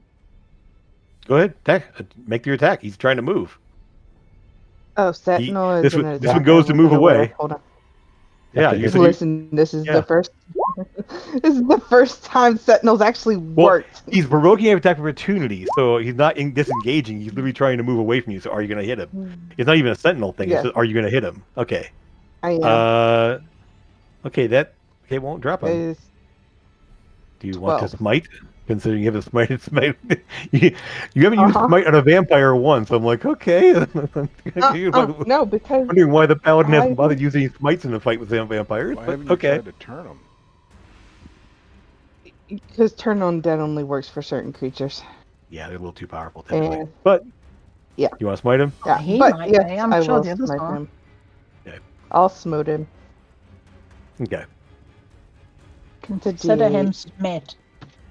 No, I'm gonna upcast it to be Smite? 38. Smoted. Smit. He's Smote him? done been smoted. Smotified.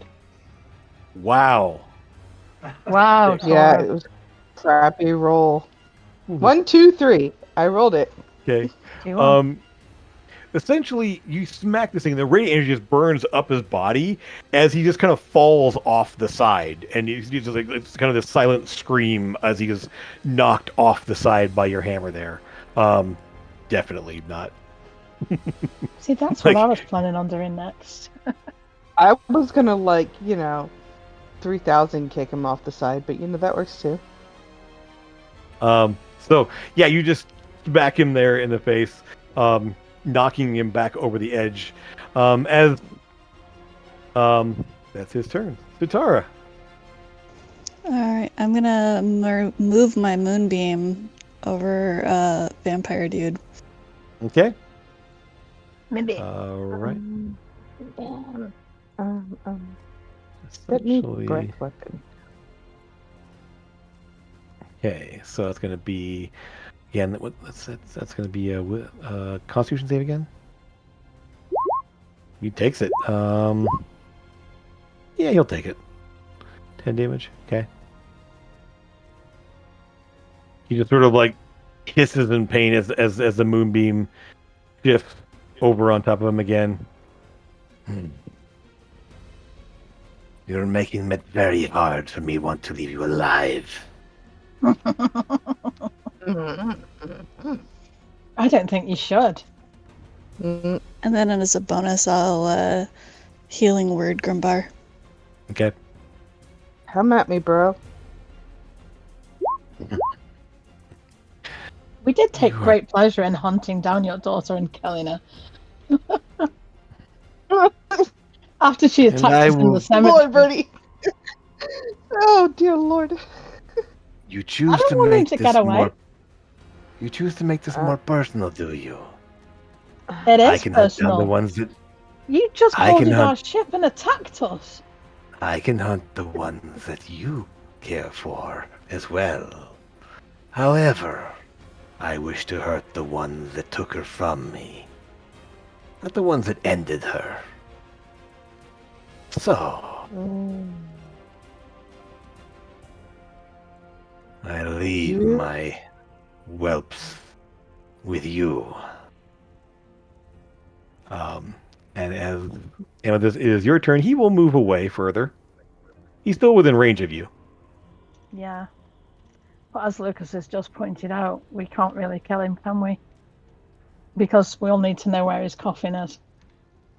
And without knowing where that is, we won't be able to... This is the trouble that we had with the other vampire that left. She went back to her coffin and we didn't know where that was at the time, and so she got away because she just turned gaseous and went back to her coffin, which is what he'll do. And then he'll hunt down our people too. So what do you want to do? You want to fire at him, attack him, or? I want to fire my bow at him, Okay, but it's not my turn. Of course I do. I want him to die, but it's not going to happen because he's just going to float away. Yeah, but if we dispatch this part of him, don't we get more XP for than just what we've done? XP? What's that? We don't do XP. What is XP? Whatever you call it. As you're kind of debating there, it's like,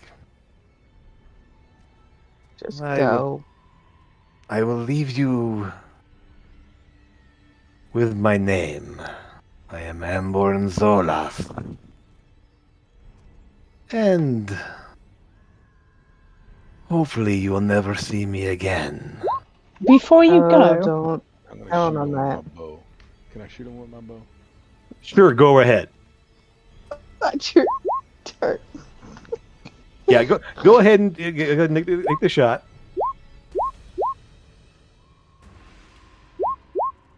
I cannot type right now.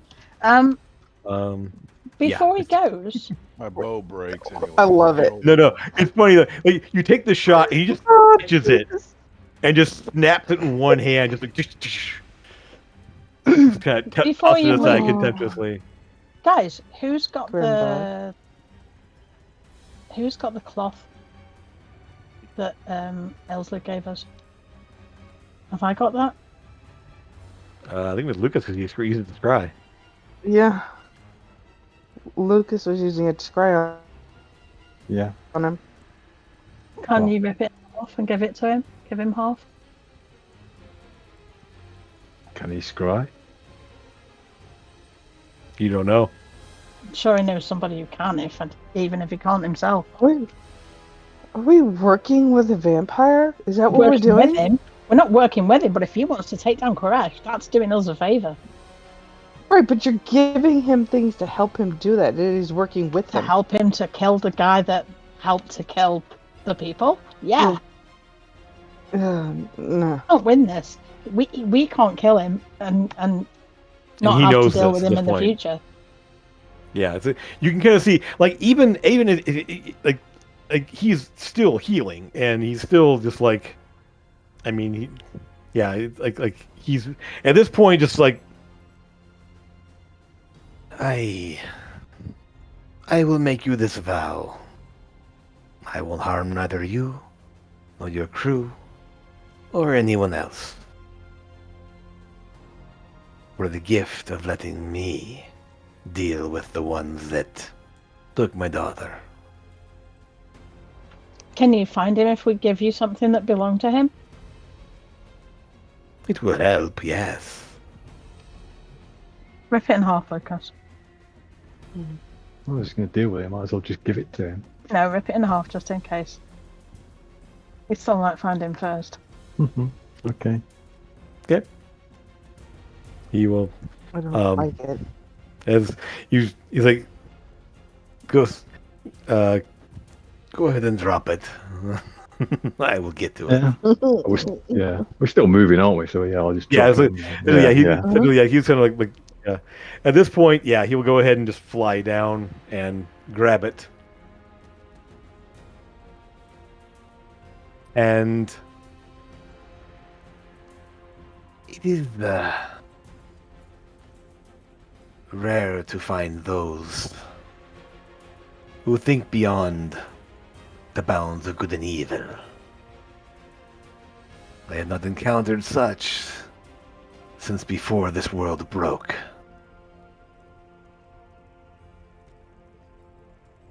The old world was full of those more of honor and nobility. Oh, I find more are concerned with petty revenge and wealth than doing right by family and those you choose to protect.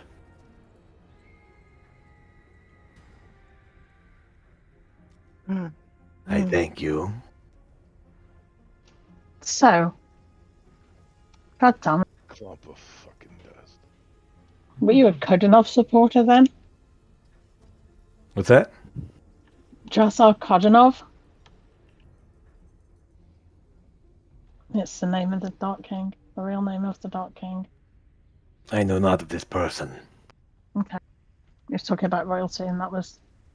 Oh yeah, he doesn't. Yeah. Okay. That guy would definitely not qualify as royalty in anyone's book. He's a usurper at best. Good. Just making sure. Well, if all goes as intended, you'll never see me again. Yeah. And with that, he will sort of take his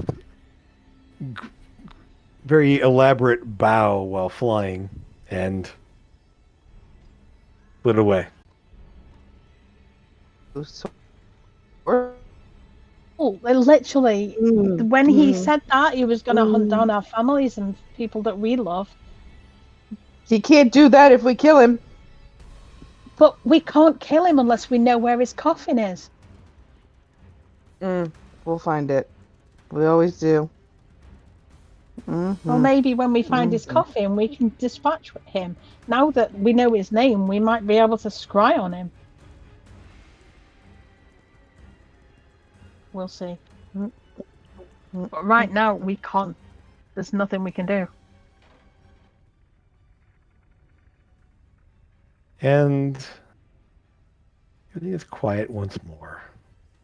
As the ship moves on, people sort of poke their heads up. The vampire bodies that were still on the deck here, you can get rid of them. They don't seem to be... They don't turn to dust. Well, you didn't do anything to make them turn to dust. They're just dead bodies right now. There are ways to dispatch vampires that will get rid of them permanently. Lesser vampires, especially. Do we have to cut their heads off or something? Catch them Put them in on the sunlight. fire. Well, we can set them on fire if you want. We can fly down, put them on the ground, set them on fire, and then get back on the ship. Grimbar will say something smart as, "Oh, why? That's you're burning their souls. You know. Let's watch out for their souls. Let's babysit their souls. You got to think about that. We don't want to hurt their souls." So he's We're preventing them from coming back. Grimbar. I mean, to me, That's cruel. if you leave them intact, they can just come back. Well, what about their souls? They have feelings too. They haven't got souls. They're vampires. They're undead. Okay. What is going on with you? He's mad. I'm mad. I'm mad as hell. You wouldn't let him kill him. You wouldn't kill him. You're dealing with a vampire. He's mad at you. Good. It's not me. Zor's mad too. I was just the voice of that. That obviously. Their souls. I said, as Lucas said. Their souls have feelings too. Lucas said to me that's what will happen. Let you say. Do whatever. Okay. Whatever. Go after him. Here's my fucking flying carpet. Go after him. Go on. Go take him down. Let him come for your family. Oh no. We know for a fact that when we dealt My with a family's vampire, dead. we know before when we dealt with a vampire, she didn't die. We took her down and she she dissipated and disappeared and went back to her coffin. And until we could find out where that was, we couldn't do anything about her. And that was the only way that we could take them down, is by dealing with the coffin. So taking them down here will just make them go back to their coffin. Carry on then. Go after him. I'm not going to stop you. The captain, at this point, I don't wish to interrupt, but I want to point out something. His last name was Orlos. Mm-hmm. Yeah. That is a very, very old family in Scarlos. One of the oldest, as far as I'm aware. Mm. So he's a really old family elf. Yes, I think there are still descendants of the Zorlos family who are members of nobility within Scarlos itself. I didn't know that one would still be around. If he's who he says he is, I mean, that is... I don't know. All I know is that was a lot of... That doesn't surprise me. Never trust an elf. And I look at Lucas. I said, full elf.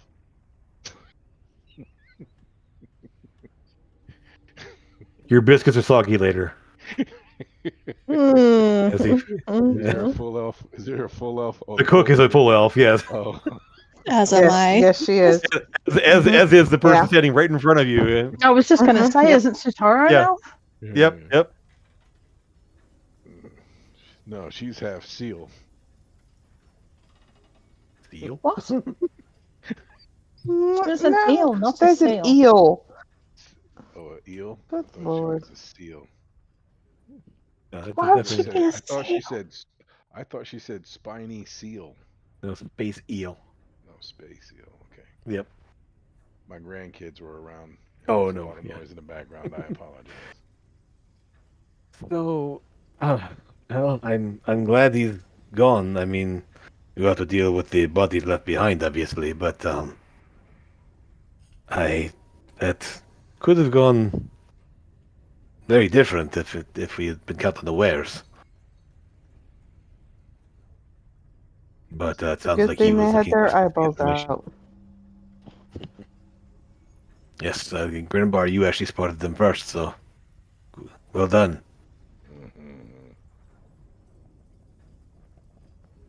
Should have invited them for tea.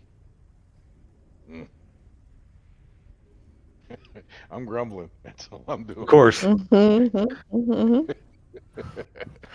Grumpy. My ass kicked, so I'm grumpy.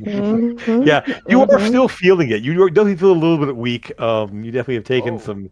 You've been drained of some blood. Yeah. Oh yeah. I'm about to telekinetic shove him off the ship in a minute. You have, as I said, the two bodies are on the deck here. You can deal with however you see fit. If you want to go to the ground and do something there, you can do so. The captain, please don't use fire on the deck. I mean, I don't want to catch the riggings on fire or anything else. Of course not. That's why we said fly down and do it on the ground.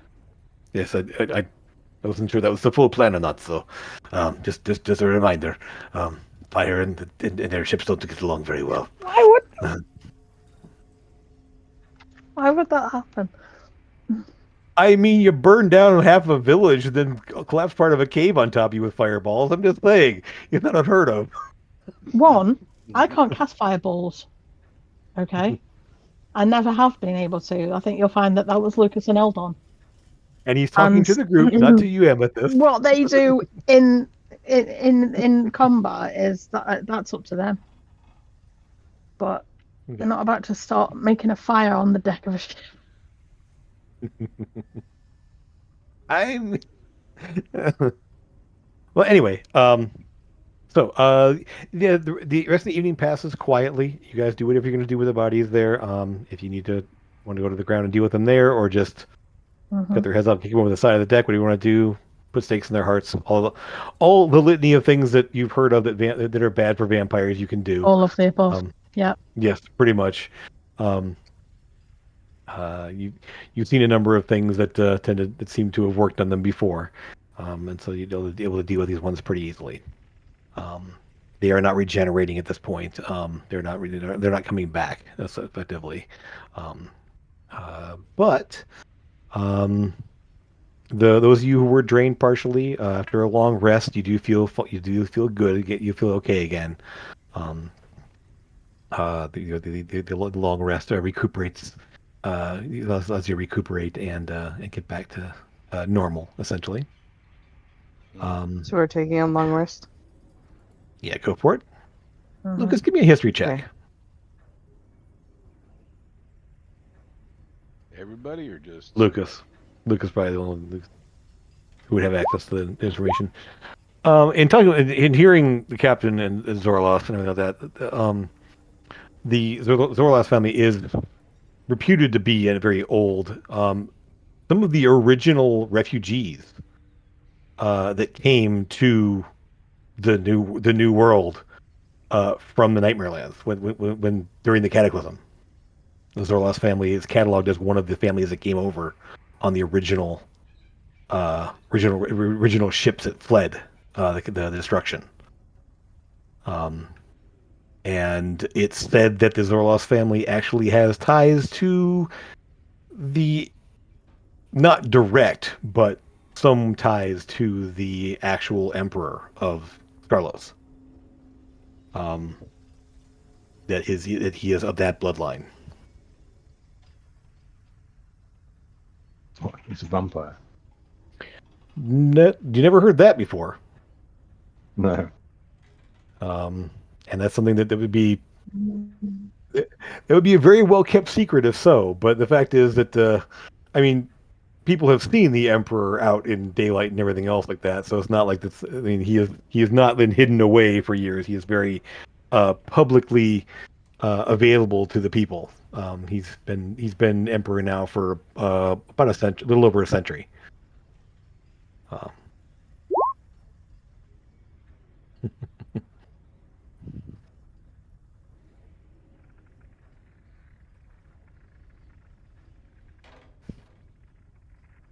So, so as day dawns the next day, it is a clear summer day. The air is warm. You are able to make good time. No other things fly up and bother you. Any creatures from the ground that would come mess with you are warded off. And nothing of any large size.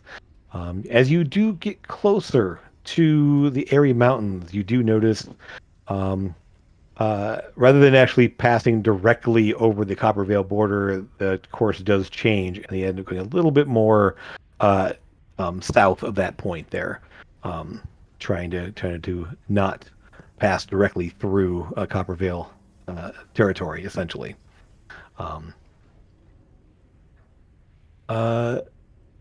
On the mountains, you will notice, and you saw this before, but it's definitely more obvious now. A lot of the flying creatures there have black feathers.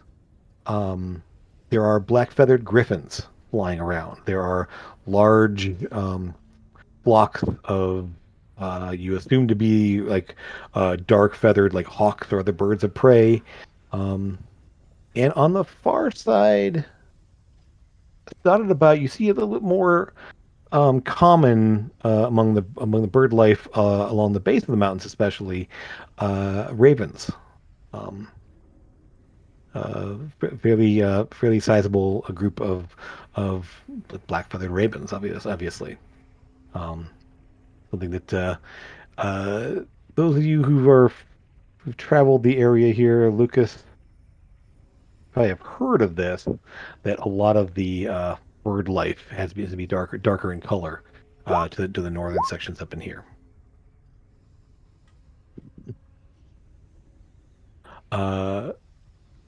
As the as a week or so passes, you will eventually crest the Airy Mountains and drop down into the wooded section on the opposite side, seeing before you the familiar sight of Dreadmire that you've seen once before. The large sprawling, wrong thing. The large sprawling space, the large lake dominating the center, this large valley, lush green, and as it moves farther in, more swamp-like lands, marshes and such, all along the border of the massive lake in the middle. And everywhere you look, Oh yeah, I remember that view. yeah, you will see flocks of large, well, not birds, the strange long-beaked Wyverns, pteranodons that were here before. Pteranodons, that's right. Yep. And see the large lizard-like creature things that you saw before on the ground in various places. And very small settlements dotted about in the marshier areas and kind of on the edges of the the wettest areas. Some buildings such up on stilts and such, and kind of keeping up out of the water there. And the inhabitants you see there being again the lizard folk, large, broad-shouldered, kind of like essentially walking upright crocodiles and alligators. I think that kind of a build. The longer faces, the teeth, the rough, thick hides on them, varying colors and such. However, as the ship continues and gets closer, you see that one village that you spot from the air is deserted.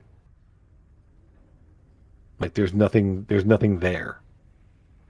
No people moving around, no campfires, no smoke, no signs of activity. At this point, you're still on the, kind of on the. Let me put you back over in the main map here so you can see where you're at currently and seeing this. Effectively, you're kind of still kind of around this place here as you're heading toward the lake, kind of on the edge of the wooded area and the marshy area. The village, the first one of the villages you spot there, just deserted. No signs of movement, no people, no nothing. What would you like to do? That's not good. How long has it been? Eyes and ears can't see anything. There's no one there. It is deserted from what I can see from here. We can go down for a closer look. How long has it been been? since the vampire fight? Oh, at this point, probably about a week or so.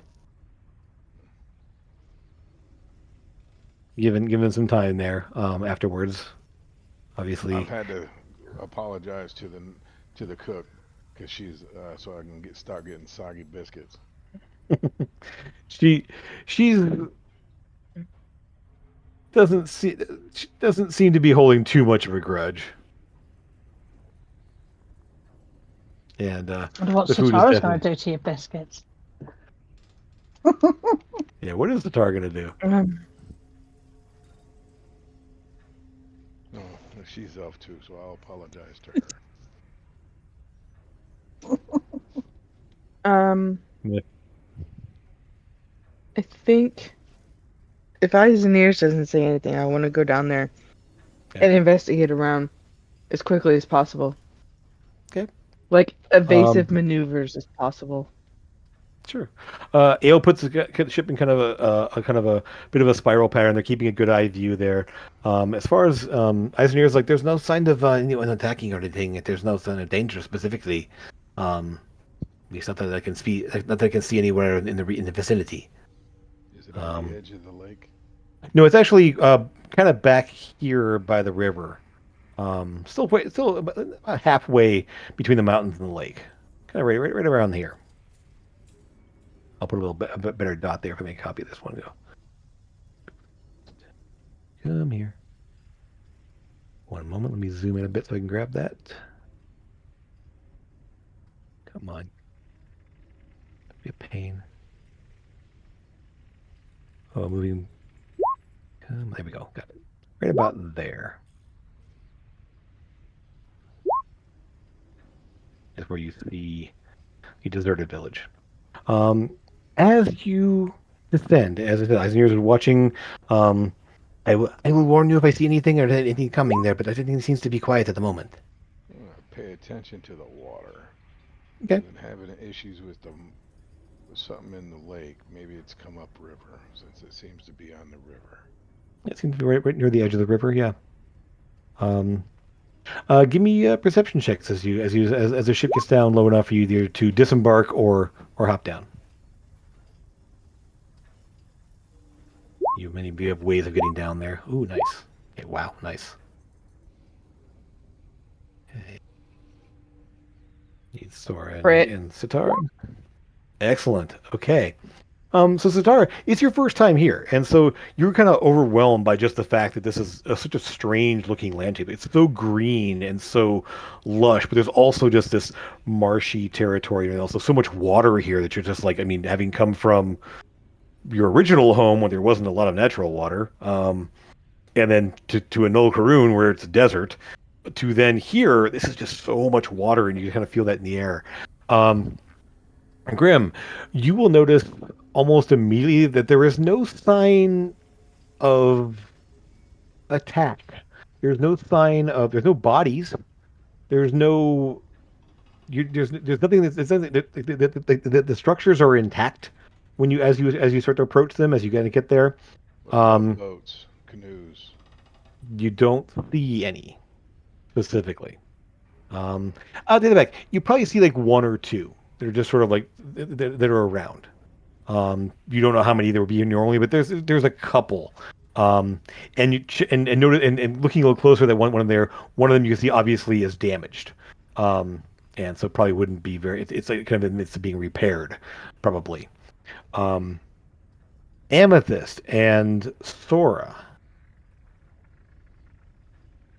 you will take note that belongings are left behind.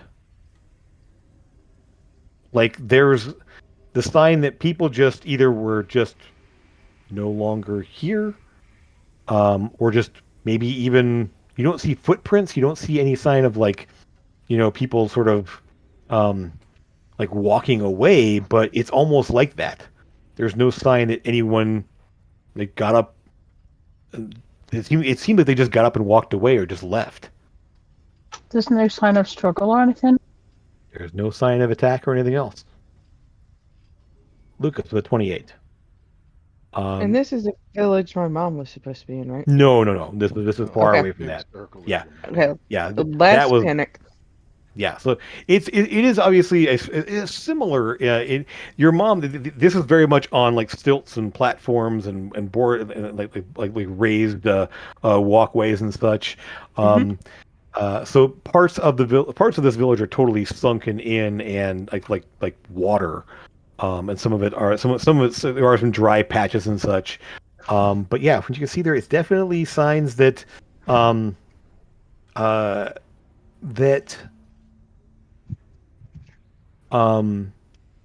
it's almost like they just walked away, or got in boats and rowed away. As the fact that Grimbar mentioned, there's only a couple of canoes, and one of those is not even working. So there probably would be more around. You would think, potentially. Lucas, with a 28, what catches your eye is the fact that all throughout, these are all wooden structures.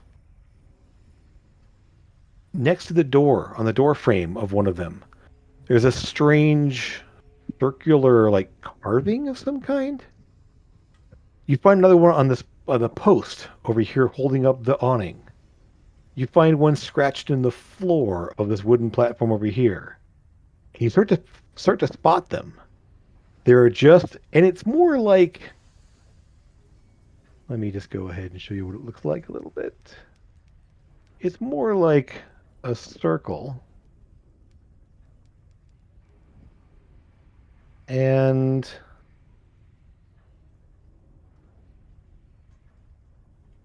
a circle around it. Some of them more crude, some of them, and one of the best ones you spot there, it looks a lot like an eye.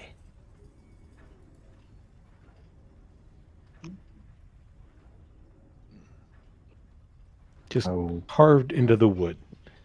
point this out to everyone. Okay. As he points it out there, as you're sort of looking, you guys were all like spotting, like for looking for people, looking for belongings. Then you start to see, as you look inside, there's some. It's scratched into the table. It's scratched into the wall over next to the window. It's scratched on a bedpost, on the crude frame bedpost. It's everywhere. And eventually you come to a room that looks very much like there are like bundles of herbs tucked up on the ceiling being dried. It looks like an herbalist kind of situation here. Maybe a shamanistic kind of thing. There's some little fetish things of like bone charms, stuff like that, and various things hung up in various places in this room here. In that spot, you find hundreds of these little carvings, all on almost every surface inside this place. And Would we recognize if that was belonged to like a deity or something to that effect? the only give me a religion check. Anyone who's got Mm-hmm.